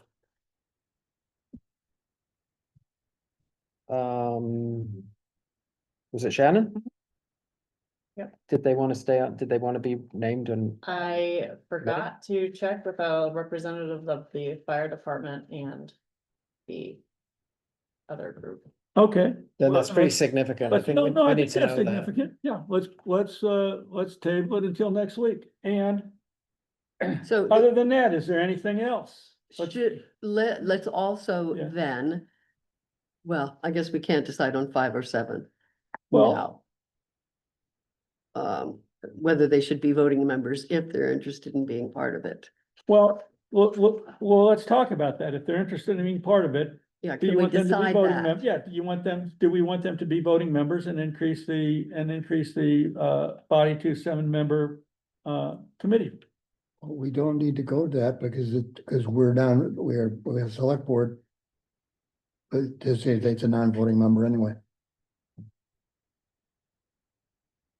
The select board would be a non-voting member, Yeah. but Yeah, if the lad rec wants to participate and if the fire department wants to participate, would we assign them voting or non-voting privileges? I think we need their input. here is a possibility. A possibility is to say, the committee shall consist of 7 members. 1 member will be appointed by the Lad Rec Center, 1 member will be appointed by the fire chief.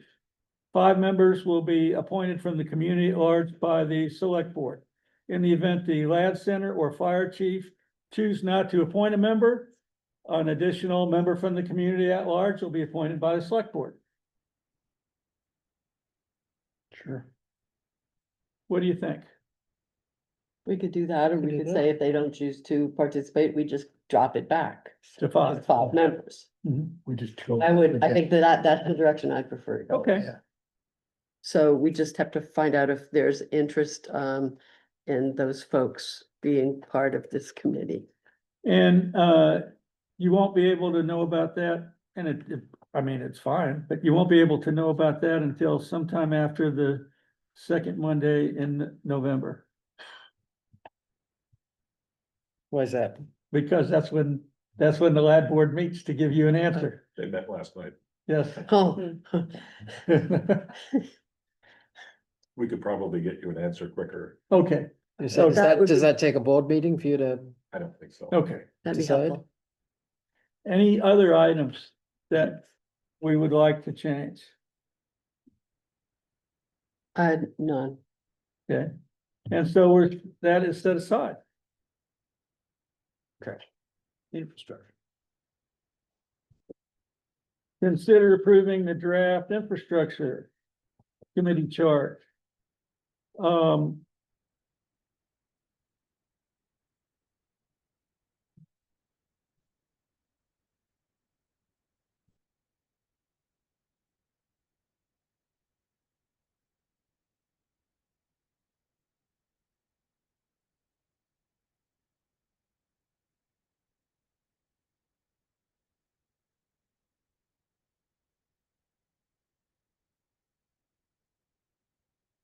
Seems fine to me.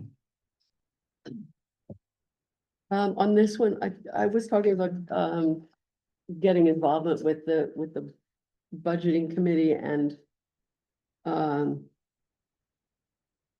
think it was mostly the budgeting committee, and under public engagement, would it be beneficial to put a line facilitate community engagement, and feedback, as well as solicit input from the budget committee? Sure. Now, so are you suggesting the budget committee actually have a member on the committee, or just that under public engagement that they be mentioned that they're going to?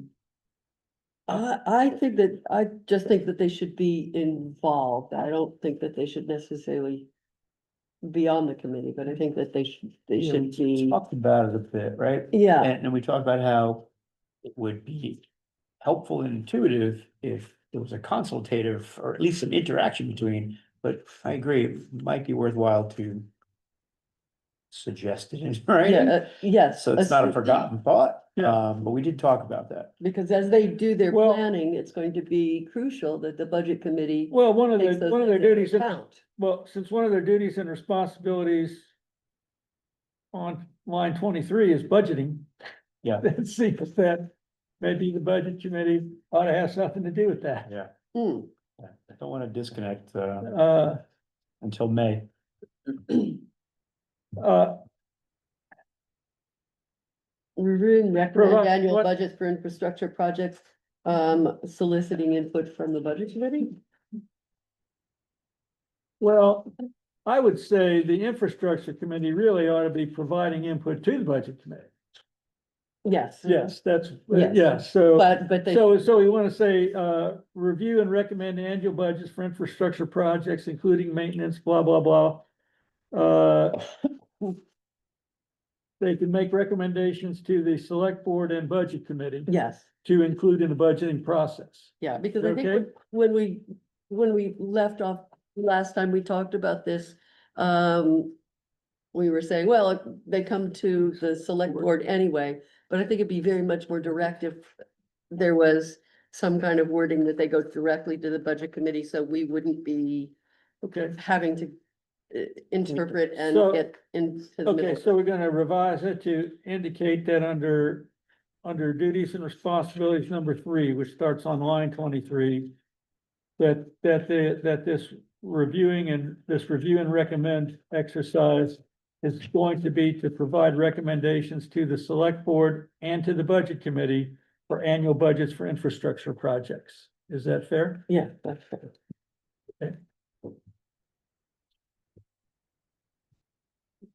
I'll get to you, Mark. Anything else on this? Okay, public input, Mark? Say that the select board will be present as a liaison, the town manager and the select, or road commissioner and the select. I think it does, yes. The committee will consist of 5 members appointed by 1 select board member, and the town road commissioner will serve. That, the town road commissioner was an ad that I made that we talked about last time. Seems if you're gonna have a road committee, they ought to involve the road commissioner. Shall serve as non-voting members. And I don't know that means you shouldn't talk about what we just said, Mark. But isn't the selectman there as a liaison? The I read selectmen, something about selectman liaison. well, as a non-voting member to liaise, I'm not sure what liaising is, to liaise and facilitate. But somebody gave me that. I thought it said lazy and they were talking about me. It'd be a select board guy on it. assumed that you were, But- the select board member was liaison to the budget. Yeah. committee. See, that's what I'm trying to avoid. I think though, to your point, Mark, I think that the select board, we could either say that checking his watch. No, you're good. We could either say that the liaison Yeah, from the select board just includes that in their reports to the select board, to the board when the select board meets. So if I was the liaison, then at our meetings, I would report out yeah. what that What is. went on at the infrastructure committee? Right, rather than, well, I still don't think it hurts that we say provide written recommendations. I don't think this membership paragraph really affects what we just talked about under the duties and responsibilities budgeting paragraph. Okay. I would suggest, All right, but we can do something else to membership if y'all think we should. I'm happy with the way it is at this Yeah. moment. Uh, I mean, if it now, doesn't work, we can amend. Yeah. does do we actually currently have a road committee that actually has members? Yeah. We do. We do, okay. So would, That's and- good to know. would that, would those members automatically fold over into this infrastructure committee, or are you going to advertise for new people? Well, I would expect that they would, Okay. given the number of members on it. I mean, so how many did we have down? So the 5 members we've got. I mean, it depends on if you're including, like right now, I've just count 4. Three, so. Brian Moore was one of those others Yeah. that was potentially, right? Yep, so 4, yeah, I would advertise for another. Tom, Brian. But we. Yeah. But we have to make this change, and so I guess this one gets deferred to next meeting also. And we'll make the change about the recommendations to the select board and budget committee. So everybody can look at how it actually, the actual works. So to your point, if I might, just bringing this up as in terms of process. Yes, ma'am. This is something I failed to do. One of the things I think you asked was read this stuff over and send me your thoughts so that we could have this down and that way we could be looking over it. That's okay. But I didn't That's all do right, that. but let's hear them right now. Well, we went over them. I was just thinking Oh. the process might be sped up if Okay. we threw that stuff along and. That's okay. We're doing fine. We're my wife. So reading this, Henry, and realizing in the membership on the infrastructure, we include skills or experience in planning, which reminds me, on the building committee, we were gonna add planning as one of those knowledge areas we talked about last time, and it got missed in the edits. Where would that, where would It's that back go? on the building. Yeah, but that would be on the. Somewhere, Yep. Brian.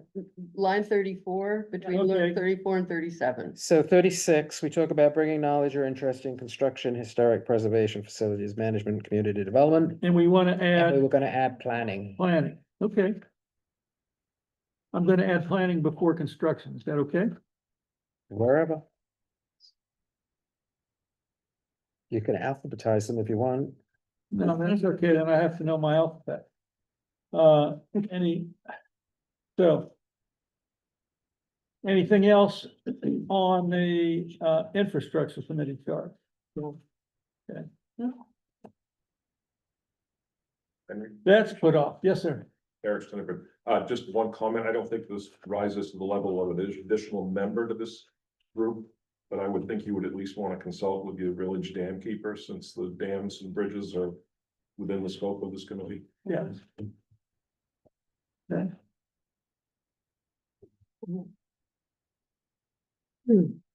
He's an elusive character. You have to go out to the dam to consult with it, but. Well, it does say, on line 10, regarding condition needs and future of the town's roads, bridges, dams, utilities, and Oh, that's related good. facilities. So So does that cover it?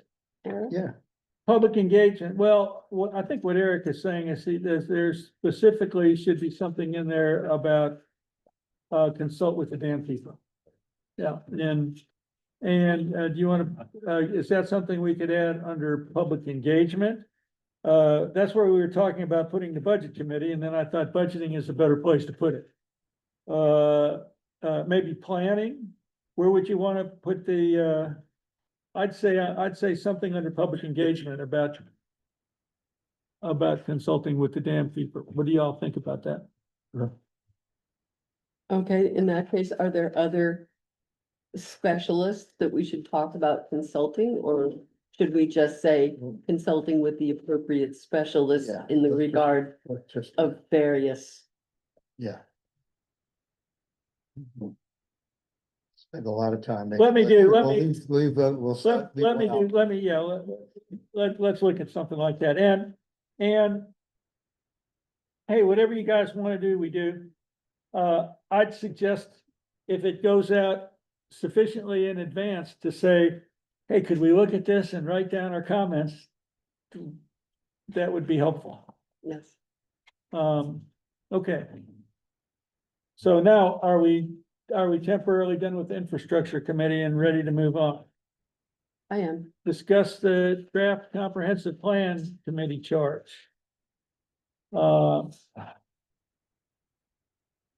I don't know that we had much discussion about this one, as I recollect. Have y'all had a chance to look at this? I was fine with it, and I figure this one thing that's highlighted in yellow, line 76, Yeah, whichever way people want to go. But I'd remind you that the budget committee between January and about March is very, very busy. And they don't need more people hauling them all in a different direction. They're already putting them down for all kinds of meetings when budget committee is full. Well, one of Yeah. the things that, That's a good see, my question there in yellow was that the boards that are listed are the ones that are in the last report, that participate in the last report. I'm having a hard time seeing the appeals board stake in the comprehensive plan. Although there might be, I mean, but the comprehensive plan does include, a capital improvement plan. And budgeting, I mean, those are specific elements to be addressed in the comprehensive plan. And since those are elements of the comprehensive plan, I thought maybe we can either add the budget committee and leave the appeals board in there, or substitute the budget committee for the appeals board. I mean, I don't want to slight anybody on the appeals board. If we think that they're necessary, that's fine. The board has, the people have the ability to consult anybody that they want Okay, when they want to. And so I don't think you need to mention it at all. okay, They have the ability to seek advice as required, but and we'll do that. So your Okay. point is appeals board doesn't need to be in the doc?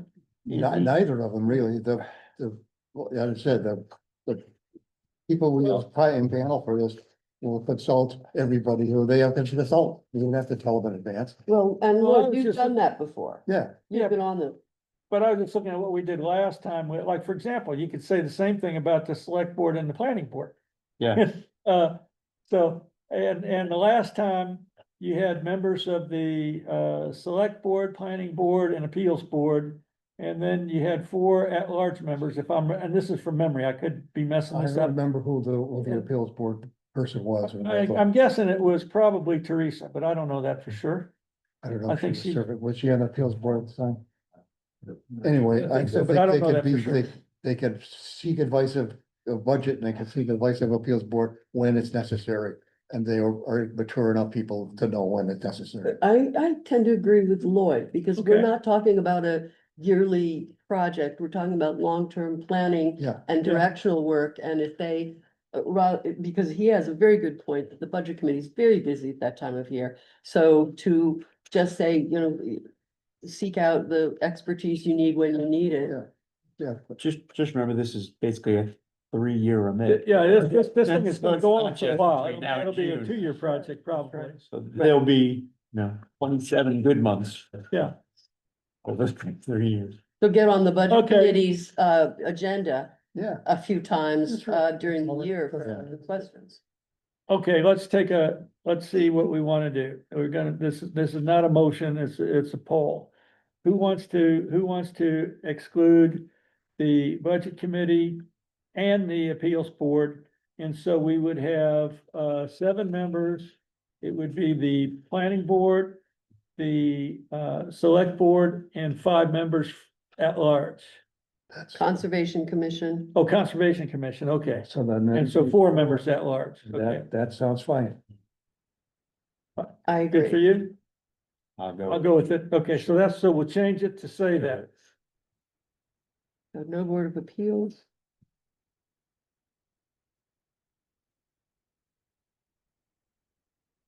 So the select board shall appoint 4, we changed that. Line 80. Thanks for putting the line number. I keep trying new What stuff. numbers is I it? keep trying new stuff. I appreciate. Okay. This is good. Figure out how to do that. That looks helpful. 4, Never saw that before. I have good penmanship. I go around and I pen it in on each line. Yeah, right. So the select board will appoint 4 at large. The town select board, planning board, and conservation commission shall each appoint 1 member to serve. Yeah. In the event such positions becomes vacant, they'll appoint a replacement. In the event one of those outfits fail to appoint somebody, then there'll just be another at-large member appointed by the select board. Yep. Okay, all right. Anything else? Now, this on this. is ready to be adopted then, right? Well, we need to make those changes, and I want to make them and have us look at it next Yeah. time. Okay. To make sure that they're done correctly. All right? Okay. Moving on to item 11, discussion of perambulation of town boundaries. This is yours, Floyd. I've started a notebook and I've got a really organized here. Yay. And I just contains, I'd like to get everybody a chance to just quickly flip through it.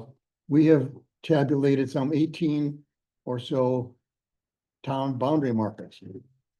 And we believe, regardless of the fact that the MMA and the legislature don't agree with us, we believe that from time to time, we should know where they are. There are several we have not yet seen. There are 3 at a very small corner of the Livermore Falls direction. And then there are the 3 on the Beckshead Lake or on Androscoggin Lake, which a lot of people don't know that the final boundaries of this town, you know what year that they were, it was set by the legislature? 1971. And David Alt was responsible for getting or managing that, but that's kind of extraordinary. And I'm curious to know what the reason was, but basically they just the maps of the town of Leeds show nothing. They just show the lake. They figured there wasn't any reason. No oil, no gas, no nothing. So anyway, I have begun getting these things together. I'm going off to a meeting next week and I hope the week after to finish the best we can. But I'd like to get the board's approval of an undertaking to perambulate the boundaries probably next spring. Everybody knows what we mean by that? Yeah. And I knew I told you I was gonna ask you why we're doing this. Yeah. The statute says if a municipality acting through its board of municipal officers formally advises the municipal officers of one or more adjoining municipalities that we're gonna advise the officers of another municipality that there's a dispute regarding boundaries, then this process gets undertaken. What, there is. Identification of boundary lines. Is that still the law or? Yeah, Well, then and in fact, there is a special place. yeah, but it says if we're told by another town that there's a dispute regarding boundaries, Or if we have a problem. or if we have a problem. And so I'm all for anybody walking around town and checking out the boundaries. I think that's good.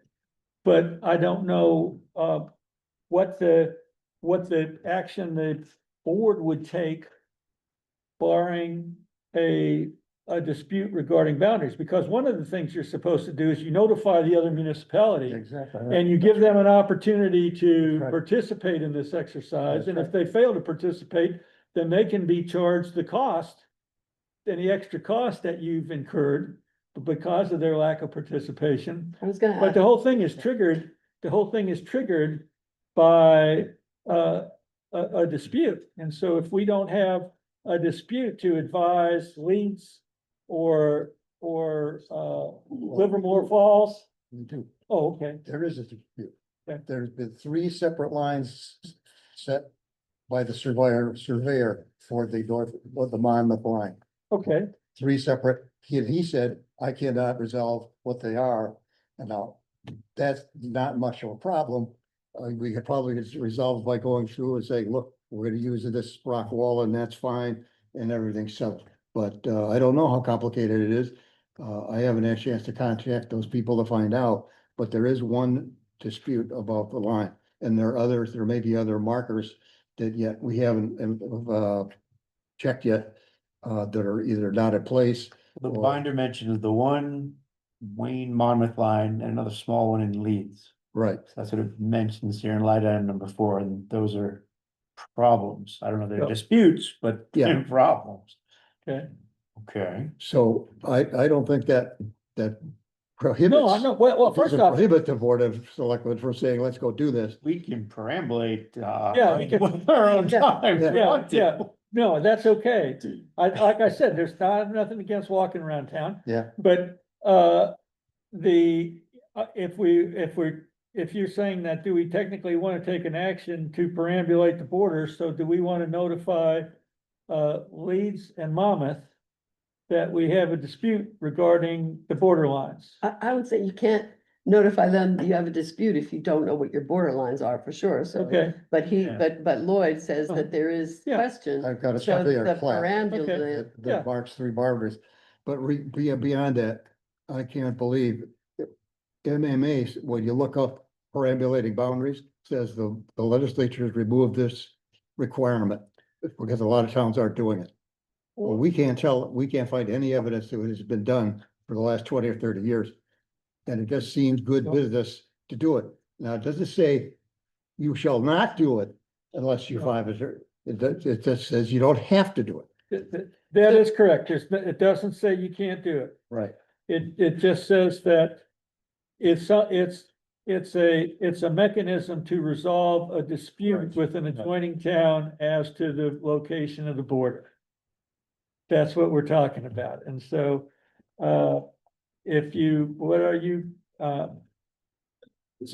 anyway, so that's.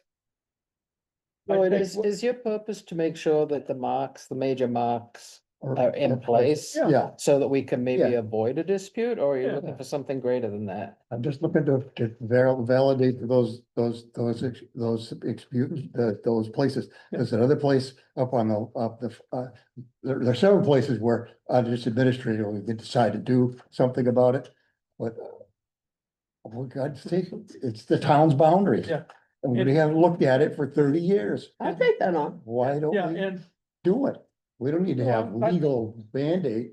Yes, yeah, Charlie King used to do that. Yeah. Since I've lived here.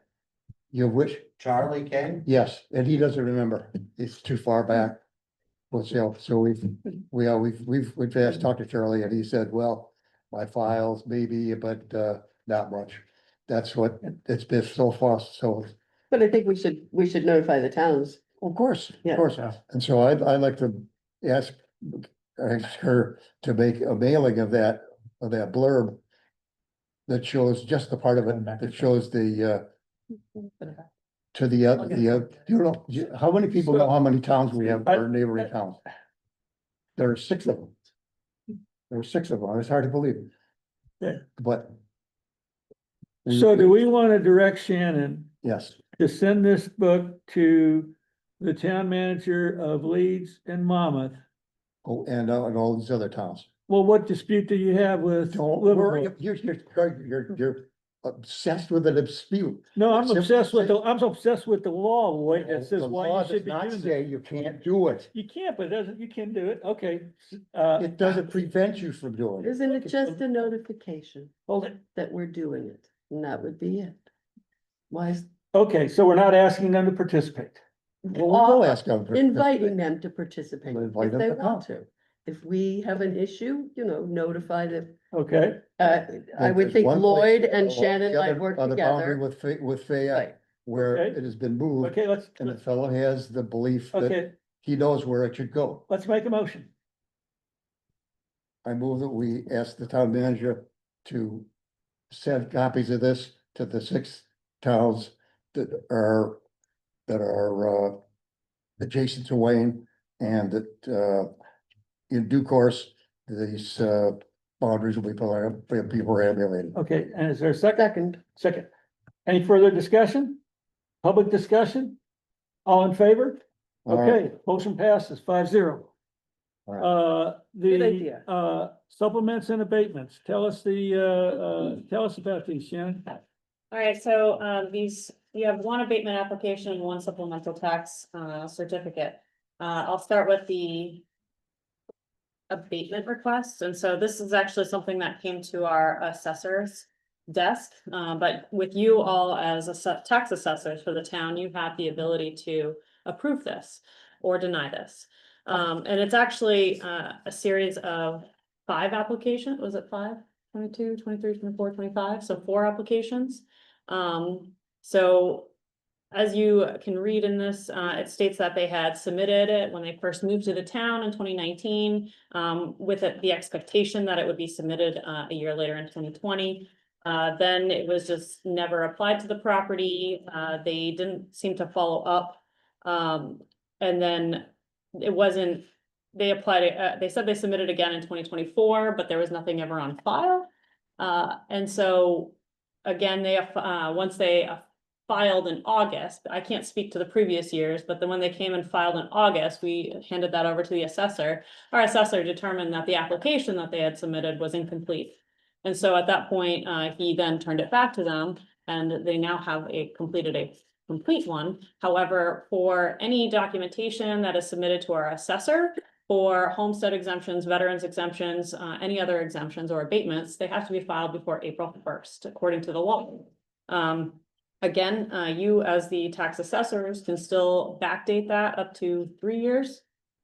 So as of right now, you would not be able to accept or process 2022, but you have the ability to backdate this homestead application for 23, 24, and the current, if you chose to.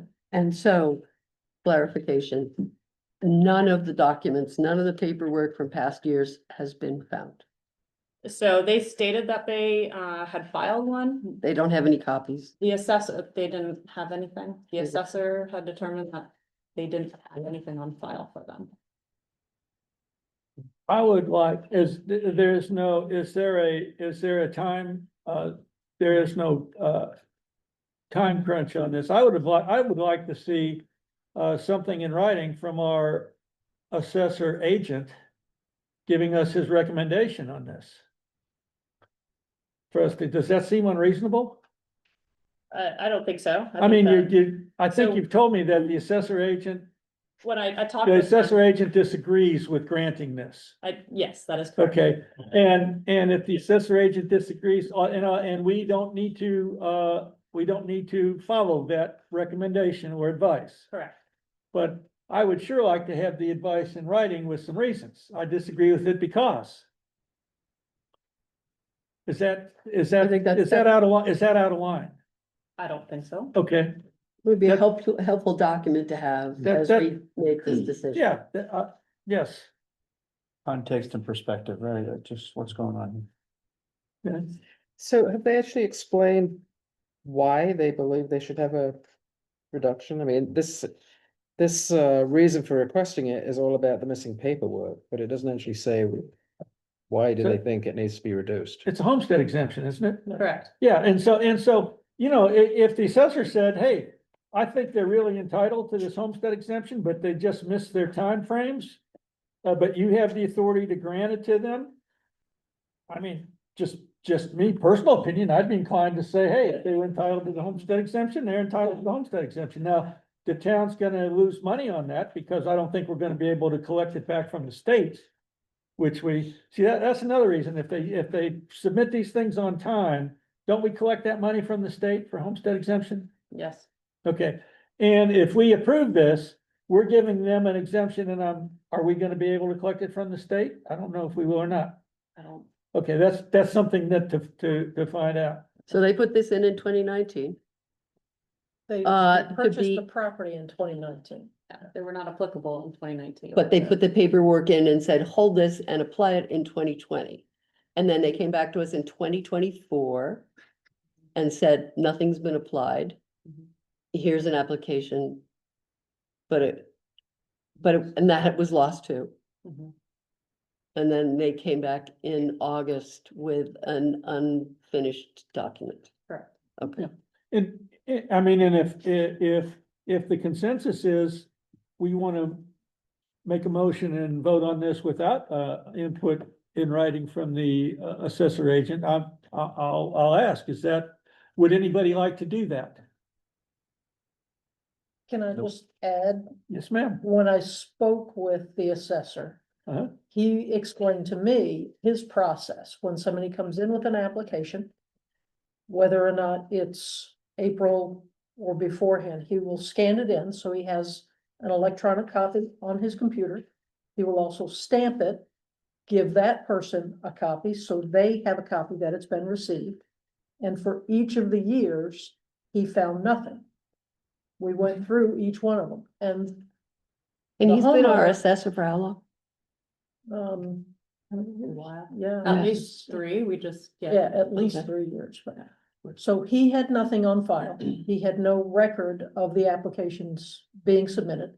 The homeowner also could not provide Right, that received cut. So when I spoke with the assessor, that was his reasoning for not going back. He agreed that 2025, we could do that one. But he was reluctant on the other years simply because there was no proof, and he said the burden of proof then falls to the homeowner to provide that document.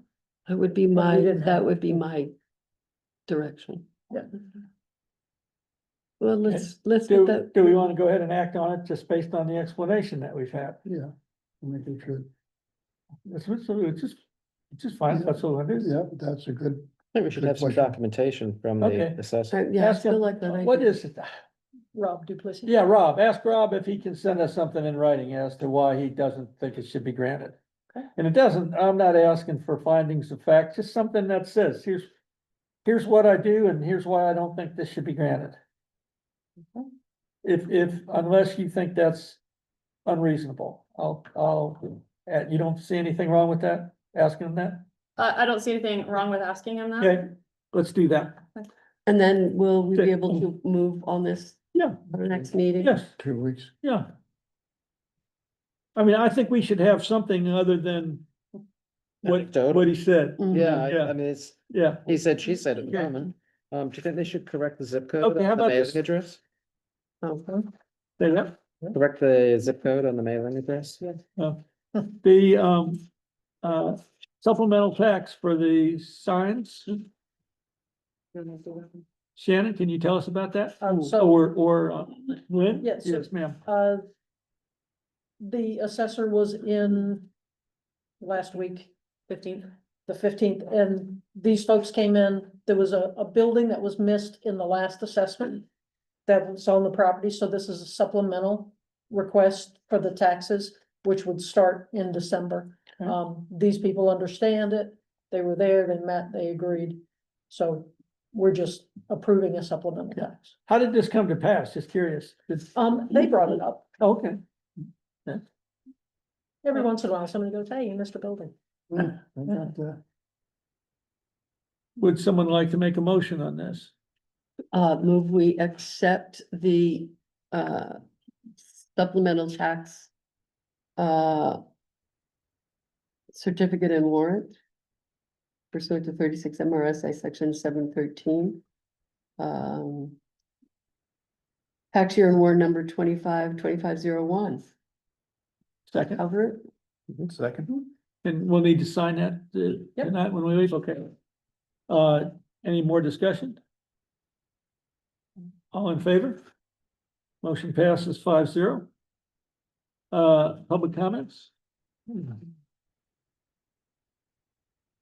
Doug, gotta tell us who you are. Doug Stevenson, I was just pointing out a 3-year look back that when the church came a couple of years ago, they did a corrected assessment because the assessment was incorrect since 1997.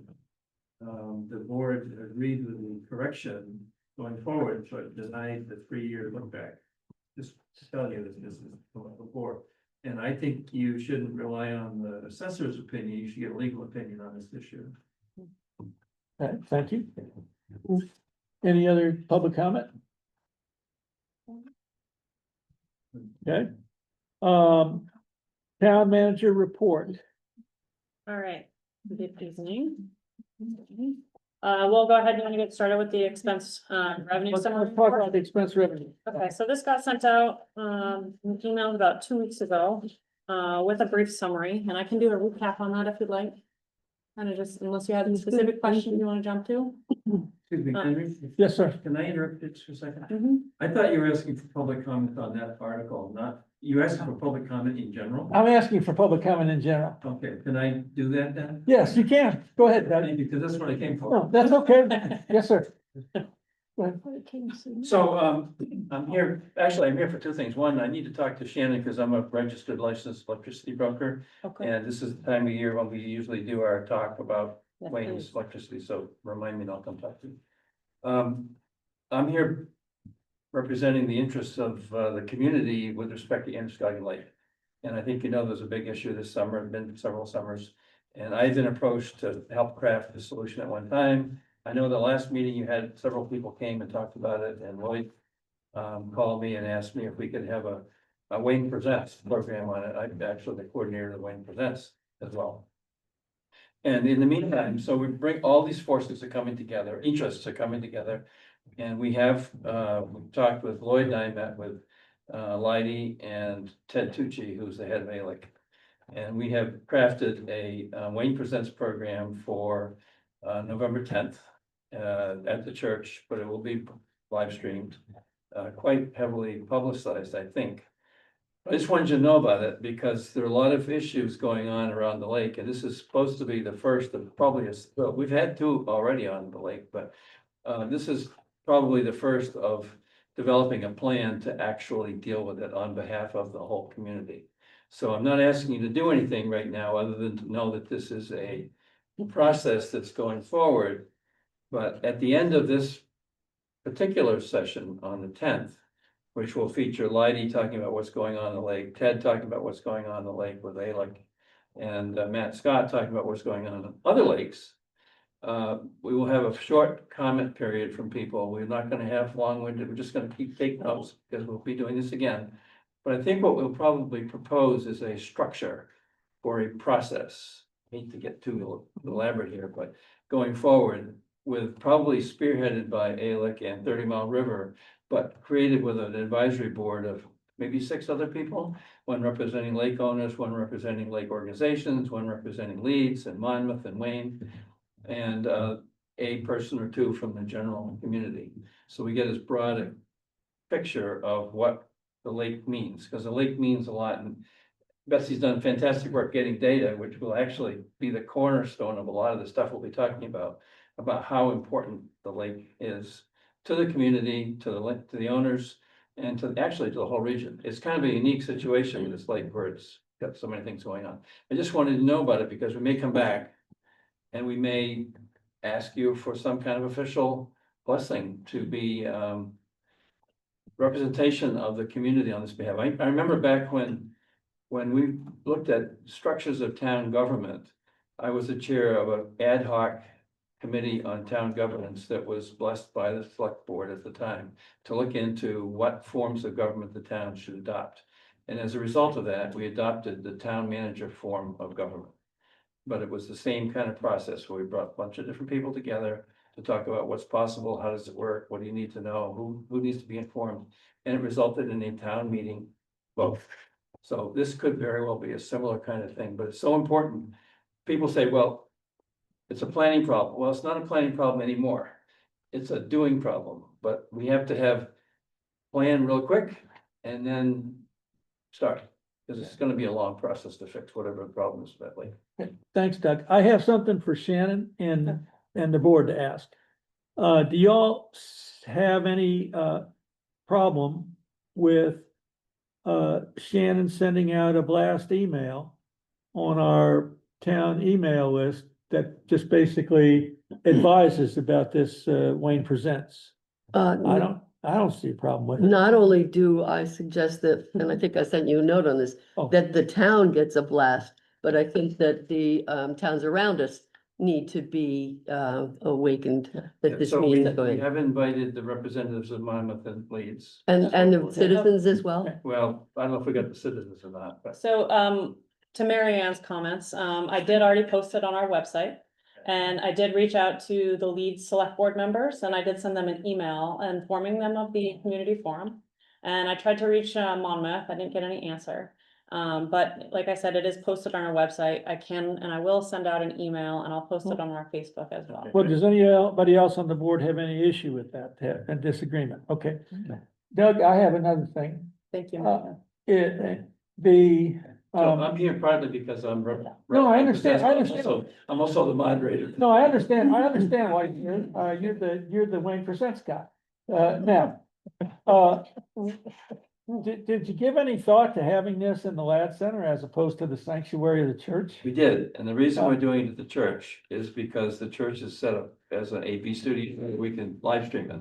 You can live stream. it. Well, we can live stream, well, we can do it here if we need to, that was, Well- it was done there because that's the place we've always done it from, and people Yeah. know where it is. They've Well, got- it's your deal, and wherever you say it is, it is. I just thought maybe if you're gonna have widespread community involvement, you know, you have the Lad Center where all the meetings take place, or you have the sanctuary of the Wayne Community. Either one's Church. fine. Either one. What- I'm what- not- Just need Whatever enough you room. decide. What they've got is they have a really nice Okay. screen. Massive flat screen. Yeah, Oh, okay, so for the presentation, I Right. have a screen that will help them do that. Okay. Now, we may have overflow, I don't know, people. I don't know how many people are gonna come to this, with the fact that we're telling people it's gonna be live streamed, hopefully we'll let them not have to come. Yeah. And you'll see it, but who knows, If too many come, you put them downstairs, I assume, yeah, at the church. put them outside. What's the code? It's like 180 or 190, it's big. I'd also like to, No, between the church and the downstairs, it's not a problem. Should be less than 100. No, it's more than 100. I'd also like to say that with the email you sent out, I read the packet that Lloyd put together, and for the people who haven't, I'd suggest that they take a look at that. It was really excellent work. It's older now, but it's still Relevant. very relevant, yeah. Okay, thanks for Thanks, your Doug. work, Doug. well, that's, before that gets too silent. The really important, the maximum number of people for the select board that could be there, the better. Yes, It's that November level 10th. of problem. So is this something that? I don't think it's a Both problem if we're in publicly? the audience just observing. Okay. There's no problem. We're not gonna conduct any business. I saw one town that put out a note. And for a we meeting. can put that out that there may. Yeah, there's gonna be, That there yeah. may be, But but, not for discussion. but it's not. yeah, for dis- but this is not a It's not a meeting. No decisions are gonna be made, Not right? decision making. I'm not even talking to you. Just in case. Yeah. right. That's good, because I wasn't gonna talk to you. Thanks, Henry, Eric's done everything. The discussion of the Lad Center as a hosting facility for town meetings. Yes. Reminded me, one of the things the Lad Center Board has been looking at is new chairs for this facility. These are approaching end of life and you can all feel it. I see some of you are sitting in some samples that we are trying. So we appreciate your feedback on those. As long as this one would hold somebody over 200 pounds, I'd be fine, They are rated, I think, for 300. really. Mhm. I find them comfortable. Just under. Okay, going, so back to Money. back to the town manager report, expense revenue summary report. Okay, so. Side down pages. So as of this report that was sent out to you, it was as of October 7th. So that's including your last meeting's warrants. And so that is reflected on this, and that would put us at 27% of the way through the fiscal year. So you'll see some of those percentages on the right-hand column, a little give or take. If you go down to the software, that's at 109%. That's because we had 18,000 budgeted. 19,671 is what the bill came in at. I think that was back in July, but so you may have already seen that. But that is a one and done. The tax administration, we're at 108%, and most of that is attributed towards postage. And so I think that, you wanna comment? Or do you want me to just?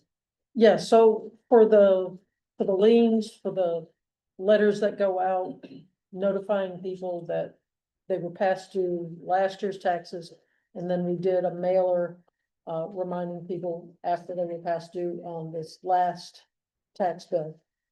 So all in, that's what we're looking at. So it's all for the costs associated with those mailings, because the liens go out certified, the lien filings and things like that. So you're saying, so it's inflated, but it's not as if the 29-30% is gonna turn into. We're done for the year, you're saying. So it exceeded an annual budget, I'll go with yes. okay, go with that. Yes, only because, I mean, because the next payment's not due. Right. Okay, so, yeah, the next payment's not due until January. However, whatever 2023 taxes Mhm. have not been paid, Mhm. we would be looking at the December, January timeframe. And I think I can push it into January, but it's still within this year, but not. I'm the honestly calendar just looking at year. anything, as you were explaining it, anything that looks like it's already at 100 or 200% of the annual budget, if there's a reason that is specific to the quarter that we're Yeah. in, that makes, okay, great, and it's limited to that quarter, great. Right. But if it's we underestimated on a quarterly basis for all year, and it's gonna be quadruple what it is right now. So That's- here's the flip side of that. If. And it's an if, because I haven't proven it out yet. If we get monies in from certain mailers, it could offset.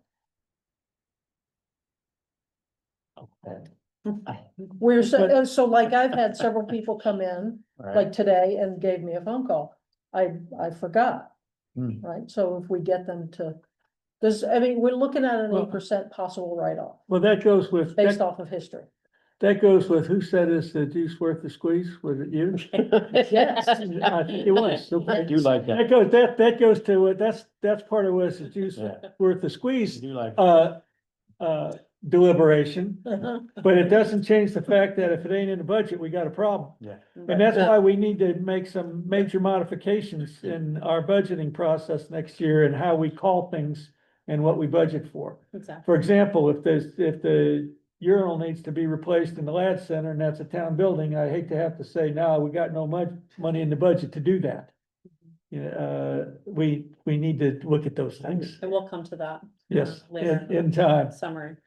So then the copier lease, I mean, that's at 88%, but that was a lease for the annual budget, so that came in less than budgeted. Hmm. Overall, for the expenses for general administration, we're looking at 29%, just slightly over the 27, but you'll see revenues were right on track. But again, in our expenses, some of those things are contractual. Moving down to elections, we haven't encountered any of that yet. Well, Did you have any questions about general administration? well, we are gonna overrun elections though. It's Well, not we in can this go one, back. but we will before the year's up, just because Yes. we only put in one election Correct. and we're gonna have 2 or 3. We will come back to that. Ooh, So under general assistance, I don't really have any comments. I think we're pretty much on track with that. Fire department, we're still under budget.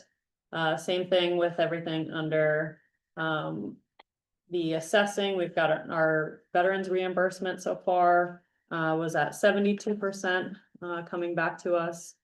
And then, scrolling down as if I'm scrolling. There's, nothing really that stands out as far as the animal control officer or under code enforcement officer. You'd see under our revenues, we're at 71% so far for the building permits. I mean, we're just finishing up our summer and moving into fall. We'll see that slow down in the upcoming months and probably pick up a little bit more as we start going into the spring. So that will close that out later on. So looking at for codes enforcements, we're 50% for looking at for revenue completion so far. Expenses for code enforcement, what I had mentioned earlier was the general codes. And in previous years, they were coded under the general 120 budget line. You'll see under the 107-6530 for ordinance and mapping, that is one of our current charges for this year. And so that will also get recoded. But that is something that we didn't have really budgeted for in there. This is just for little changes that we have in our ordinance and mapping.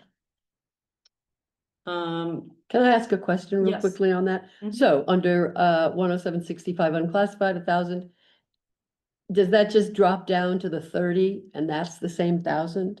Do I understand the way, am I reading that correctly? Yes, so the unclassified line, that's the same budget line. It's kind of looking at a total. So when you Got look it. at salaries, the 10701, if we had multiple employees, then you'd see Ah. multiple lines underneath that. and Right, the right, right. total For the salaries. I see it. Yeah, I see it now. Thanks, sorry. Okay, looking down through public safety, most of that is contractual.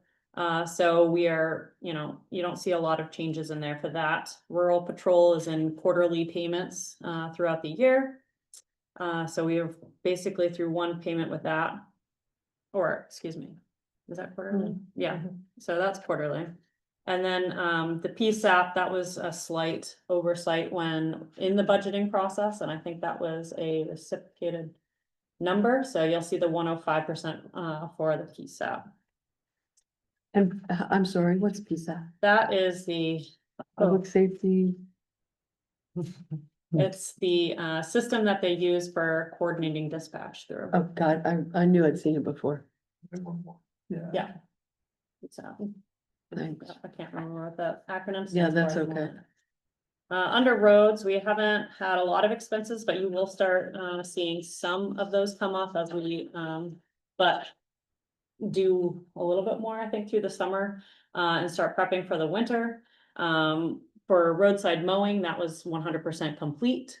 And then we will have some other that transfers, but that's later on the expense summary that we'll have for the roads and that we've already discussed. So we don't mow in the spring? Well, I believe we We don't have a start, spring. that's, yeah. I think that was just scheduled for July. Yeah, I think It's the once a roadside year. mowing's a once a year deal, isn't It it? is, Oh, yeah, all right. Yeah. yeah, there's different Yeah. kinds of mowing, so we Yeah. have like the Lab Rec Center and Yeah. historical. No, that's the guy that goes with the sickle thing along the side of the road, and this Right. once a year thing. All right. Yeah, and but also for just regular mowing, I think that'll be under lands and buildings, and then it's broken up into a couple of different categories, but that'll be, we are. In this warrant, I believe that included your last payment for mowing. So Thanks. earlier today. Going down under the operating expenses for the transfer station, you'll see the hazmat, and Marianne, you can attest to that, you were there, this was in July, we came in under budget for that. And that is also a once a year thing in July. Outside agencies, we haven't done any, really any of those appropriations yet, so that's why you see 0%. We're starting to get some requests for those, and those are also fall under the recreation, so on the next page, page 5, under 112. There are some requests that have been made to include the Friends of the Cobussy watershed, and the 30-mile watershed has been expended. And then the Wayne Athletic League has only requested a portion of theirs. And then you'll see in the upcoming request, there is another one I'll have to look at, but that'll be coming up in your next report for October. 42%, like I said, that's one of the mowing contracts, so that's complete as of today. Going down to land and building, also more contractual and mostly electricity is what those all fall under. So for the operating expenses of those buildings, electrical costs. I will have to look into why the North Wayne building is at 38% currently. I'm not sure why that is so high. It's not really operating anything. I think that's the dam building. So. Are there any questions at this point? Okay, and then going on to page 6. I mean, we are at 1/3 of the way essentially for the school's payments, and that's set by the school. We make those. The county tax was already paid in full, so we're at 98% paid for that. We're at 100%. The Cobussy watershed, that's a 1/3 of the annual year payment. And so that you'll see as 33%. And then no other comments for anything below that. And then we come to the Lad Rec Center and Operations 200 account. This is something that Lynn has been working through and is currently working with a representative of the Lad Rec Center to reconcile as we start looking at some of our books. Do you want to discuss some of the timing or get into the details? Or we can save that for a later day. So, I don't know that you really want me to get in the details, given Okay. the hour. Yeah, However, what I can say is, I have been working through the reconciliation. I am at a point where I'll meet with a representative, like she said, with the Lad Rec Center. And I need to, at this point, just understand some of the operations, because in my reconciliation, if I go day by day, I'm not that far off. So I'm able to find some reconciling items. I have a list of questions as far as what we need to do is, I don't have this entry, but maybe you do. Can you show me where that is? And vice versa. There's a lot of timing issues that some items go over a year, cross over the year end, some cross over month ends. There's a lot of timing issues. But I'm pretty confident that the numbers are a lot closer than possibly we know. Yay. But the exception is gonna be the year end. Some of the year end items. I did just get some adjusting journal entries from the auditor. I guess they were supposed to have been made. I'm still trying to figure out if they actually were. I don't think they were. I think there might be, and I could be wrong. I think there might be as much as a $50,000 difference between our books, and it relates mainly to carryovers, I think. No? It can't be that large. Well, before this last contribution, Trio said you were at a minus 36 and you guys said you're at a plus 20 something. Correct or not? Are you entertaining? Yeah, public I am. comment? Okay. Is that okay? Well, I'm sorry, let me. So another thing I would also Yeah. make mention of too is, we do have that, appropriation that was made to the Winthrop Area Federal Credit Union. Yeah, At what yes, time, I'm not yes. sure. But that is something that we also need to reconcile, in previous years' history. And where that falls in the book and have a clear understanding how the Lab Rec Center board, as well as how our system, believes those accounts to operate. And so that's something that we're gonna have to have a discussion on. And even when you look at the recreation section, the 112-0290, that is an appropriation that we currently give to the Lad Rec Center programs. And so when the select board, under their items, they choose to accept donations and supplement the Lad Rec Center programs, those currently fall under the 112-0290 section. And historically, we have moved that appropriation into the 200 account. What we're working on right now and understanding is that okay? Because the 200 account, I don't necessarily have any verbiage or previous documentation that established that account. Go ahead. The 200 account is what do we call it in our, Special revenue. it's a special revenue account, which we've been advised should be deleted from our financial, policy, as it is contrary to one or more statutes. And that's advice that we've received from MMA Legal. And so, as far as what happens with the 200 account, there's going to have to be some revision in the way we do business that ultimately will be reflected in the next year's budget, I would suggest. But meanwhile, and that has to do with how do we do these? How do we reflect it? But we have to get the numbers reconciled first. And when we find out where the difference is, there may be a requirement for town meeting action on that to finally get it fixed. That will, our lawyers will have to tell us. But the deficit of 36,725 was helped considerable by the donation we accepted today. So That and the $4,300 appropriation that hasn't been transferred over knocks our minus 36,000 down to a minus 3,400. So we have also, I believe, at least twice, accepted donations of 49, have we not? 49.50, something like that, for LAD?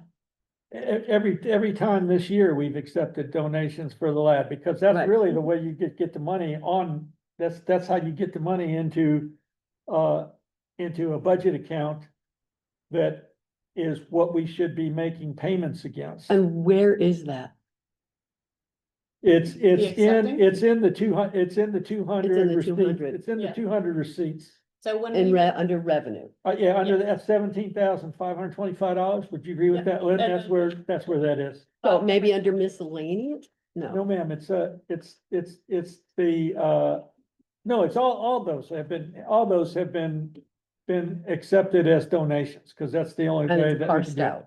yes, so when Okay. the director comes up and gives us their checks and cash and everything, it is broken down into each of those categories under Thank you. revenues. Thank you. That puts things together for me. So this is the timing, or part of the timing issue, like today we accepted 30,000 plus, we add that to the 17,000 plus. So we don't have this huge difference between revenue and expense. Because we're out of sync, we paid out those expenses before we got the revenue in. Yes, Well, Mhm.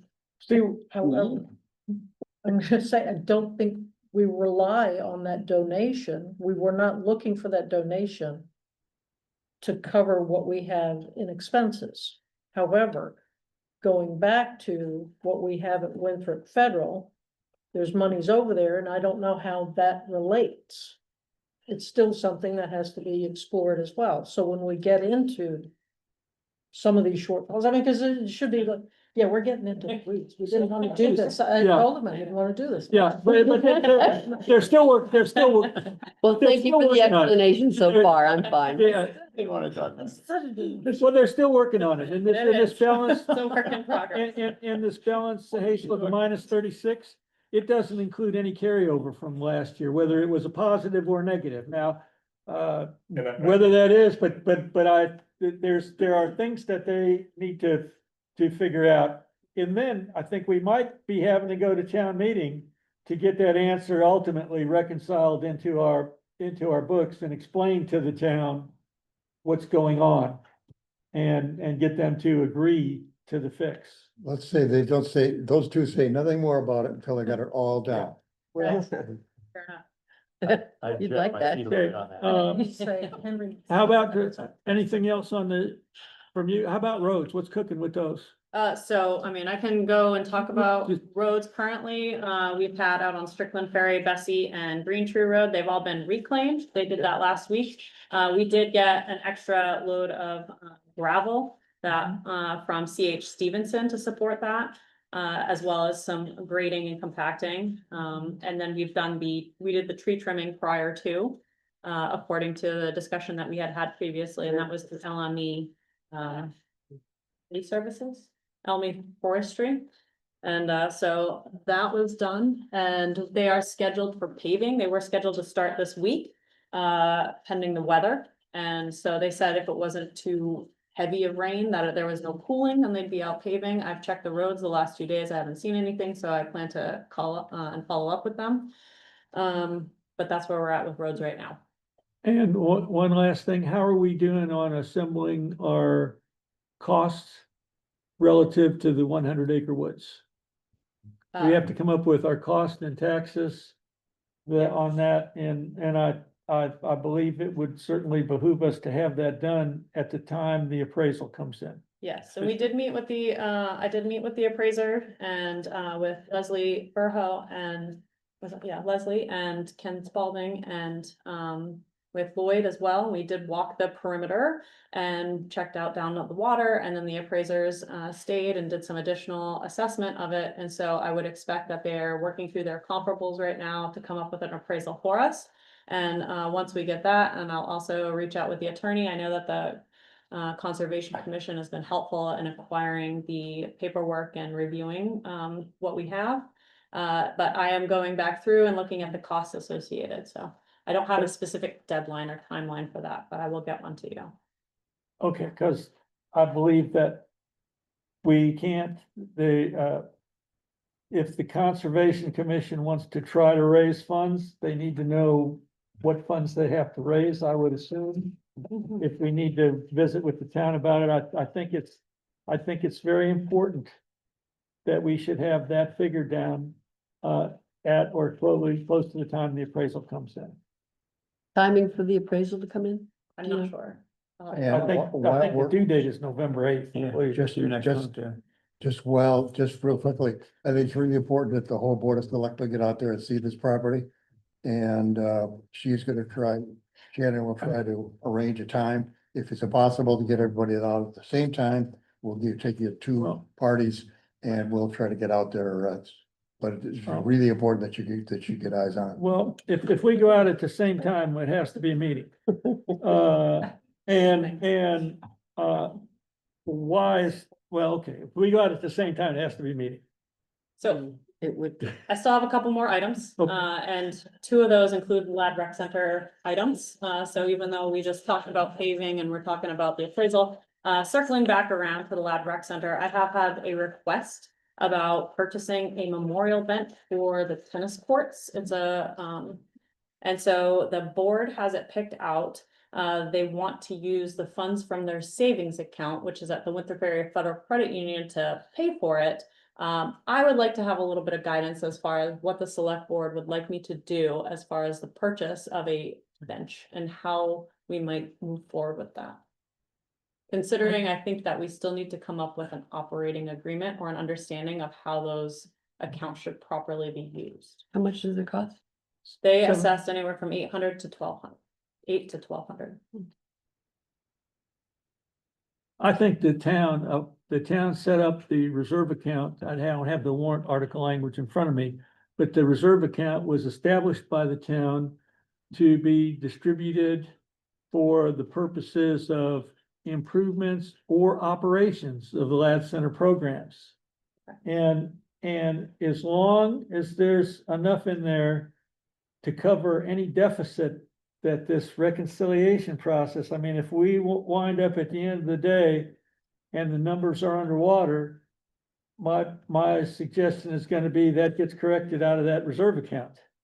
But there's should be, that should be ample, so I don't see, I think it has to come, the select board would have to make a motion to approve an expenditure of funds from the reserve account in X dollars for this bench. And once that happened, then you can go ahead and move the money and buy the bench. At least that's just the way I see it. I might be wrong. Hey, what do you think, Shannon and Lynn? So, just as far as the process of getting money out of the credit union, that's not something that we've really undertaken Okay. yet. Does the credit union offer checking accounts? They do, Does the credit union have online banking? they do. Go to the credit union, open a checking account. Use your online banking, transfer from the Lad account to the checking account. Write the town a check. Take a picture of it, send it off to Androscoggin Bank. I could probably do a bank check. Is there a certain appropriation or Yeah, but- amount? No, but well, I guess the amount of the bench, but Okay, but if you had a checking account, then you'd be set up for the future. And you also have, the fire department has an account over there. That if we ever needed to take out of it, you'd have the same issue of how do we get this money in it. I agree with you, it's cumbersome. Do you go over to there and get a cashier's check? And then what do you do with that cashier's check? I think we would have the check that you wrote to yourself. Seems to me that ought to come to us on a warrant.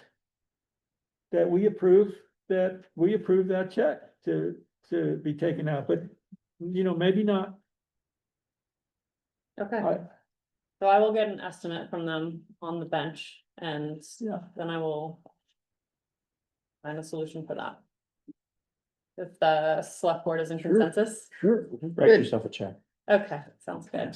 The second thing regarding, that was just brought to my attention is their childcare insurance policy is not currently being renewed, so there is a request. If they are not able to update or get their childcare insurance policy renewed, because a lot of the carriers are no longer being here in Maine. And the market is actually, they're dropping out of the market for the childcare insurance, in the state.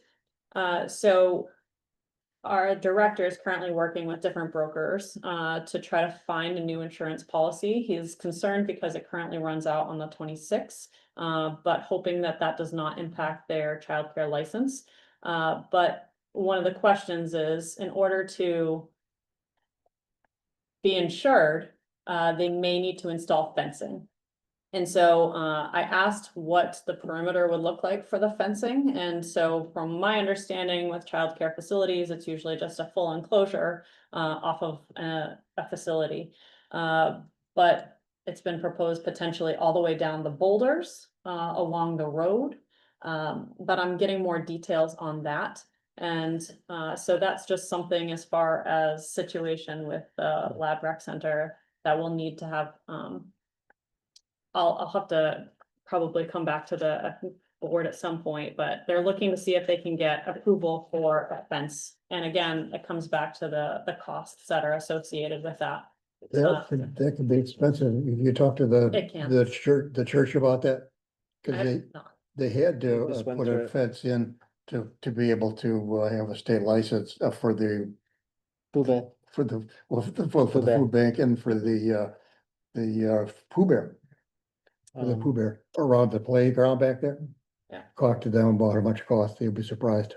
But there's a difference between having a fence around a small area for sort of a playground area versus having to fence in the entire ball fields. Right. Like, Well, and also, when you're gonna fence in the entire ball fields, then there comes to be an issue about the parks and how does that affect anybody else's use of the property, but.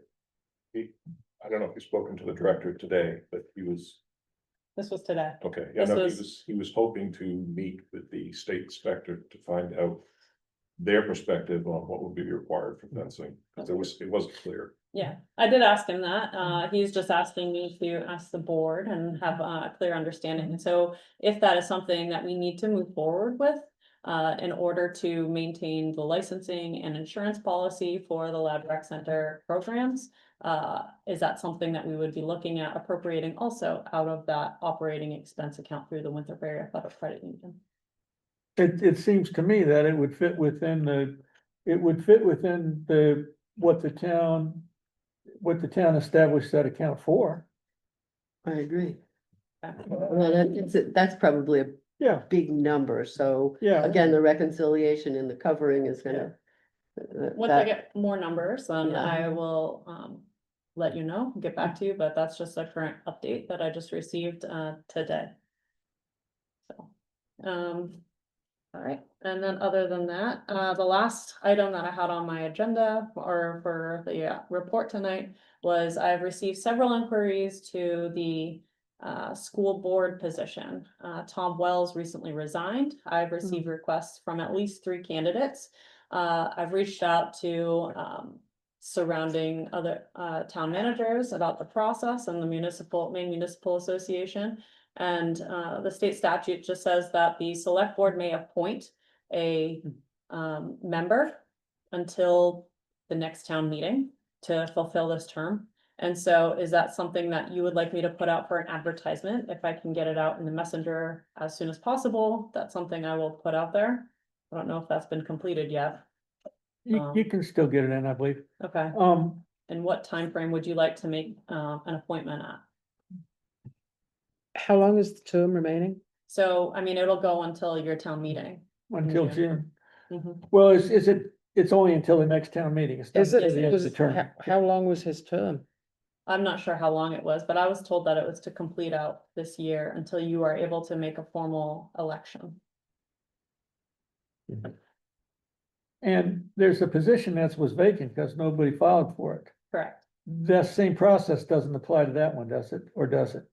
I'm not sure. Let's ask and I- see. I reached out to the school board chair to ask how many seats we have for Wayne. I believe we have 2, but I Yeah. saw that there was a Twitchell listed on their website. Mhm.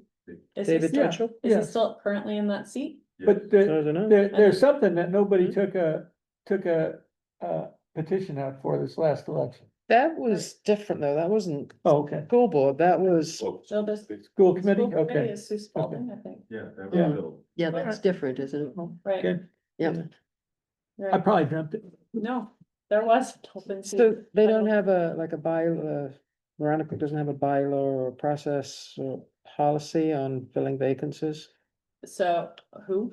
Veronica School District. So when I reached out to them, they just said that Yeah. the select board may appoint somebody to fulfill the position. Yeah, because they're elected by the community, so it's really, Yeah, For RSU. I didn't know 30. whether they had that in their governance, so that they might, they just point to Refer the to select this board. statute, I looked that up. okay. Select board, is that it? So is there a time frame that you'd like to get, like, I mean, I can collect applications in from potential candidates and then present them all to the select board. Is there a time frame that you'd like that back by? soon as possible. This is- Yeah, maybe a month. What do you think we need to probably leave it out, some period of time to let people Yeah. respond, so give them a month. at Yeah, least. that's, not And- this, the second So- meeting of and- the, yeah. of November. Okay, so there's November 18th. That'd be Okay. fine. All right, and then finally, you also have, your next meeting is scheduled for November 4th. That is also the general election day, so we'll be holding those here. I will look into seeing if the school is available. Otherwise, I'll look in to see what else is available if that's not. I think we did the school last year. Okay, so pending that, that will show up on the next agenda. So, select board member reports. Lloyd, Nothing. Marianne? No. Hazel? Nothing. Do we have someplace that if we've got some things that have been talked about, but they're not agenda items? So for example, I came with a list looking at the previous agenda, but this one got updated. I had appointment process docs. I didn't see it originally listed. I had speed bump, speed control before we get into the spring and it comes up again. That's something I said I was gonna look into from a costing perspective. There was following up Andrewscog and algal bloom, that's been addressed. There's another one about getting board, committee, commission people together for some gathering, and website updates was another one that I felt like has been mentioned, but we've never really tabled it and taken it further. Is there a logical place for us to have these little sidebar things that we say we haven't checked those off the list? Would that be something that you could, email out Sure. before the next meeting? Sure. As a request? I think it's supposed to go through Henry as a request to put them on our next Yeah. Okay. agenda. That'll be. Thanks for keeping Some of track them of are them. minor, some of them are Yeah. bigger, but I think we have an underlying problem here though, because when we got to the end of last year, we had to go back through a whole bunch of minutes and yeah. we charged Shannon with coming up with a list of like work that was started, not completed, so that we could prioritize it. A book, a booklet. And this is now continuing on of things that are becoming incomplete. We almost need a tracking list, so Sometimes we things just don't go know on. exactly how to even, Mm-hmm. it comes up as a concept, but what exactly do we do about website updates and getting that taken care of, right? But I think a tracker, you're right, an So, ongoing. yeah, tracker. so some of those things I think we should just be adding and saying, well, that needs to go onto our parking lot with all the other things. Or not. That we need, that need to be prioritized. Right. Yeah. How we keep track of the things that individually people are taking an action on, that's going to be a different problem. Okay. Okay, according to Shannon's contract, her appraisal should be taken care of in an executive session in our, December 2nd, board meeting. That seems to be an interest that you have, Hazel. Can you take the point on that? Yes. And I'm not going to be here for that meeting. So, I will be gone um, And what's the subject of that? it's her employee appraisal. And so Oh, if there's yeah. anything that you need from the board members Yeah, as far as input, let them Yeah. send out an email and say, here's what I want you guys to do in advance of this.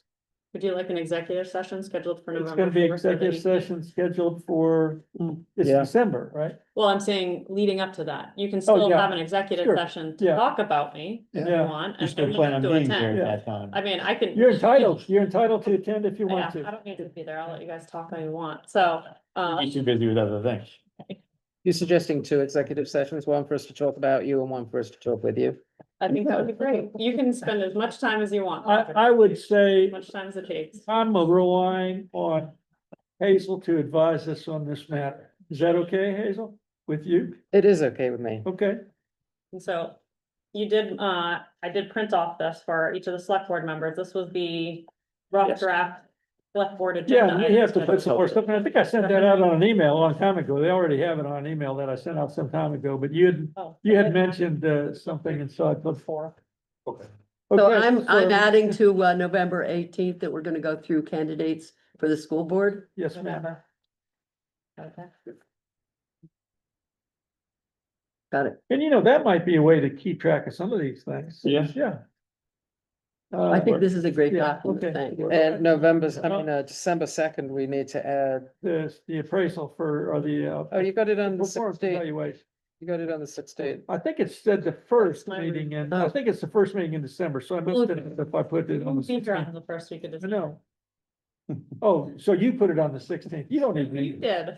Okay. Wanted to be here. No, you don't need me. Do it on the second. That's what your contract says.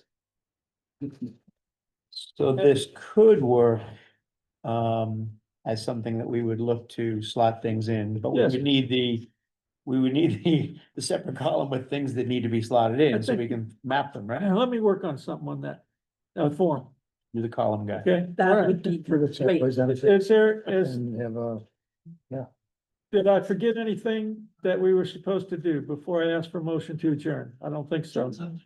Motion to adjourn, Move we adjourn? Second. all in favor? Okay. yeah. Nobody. There's,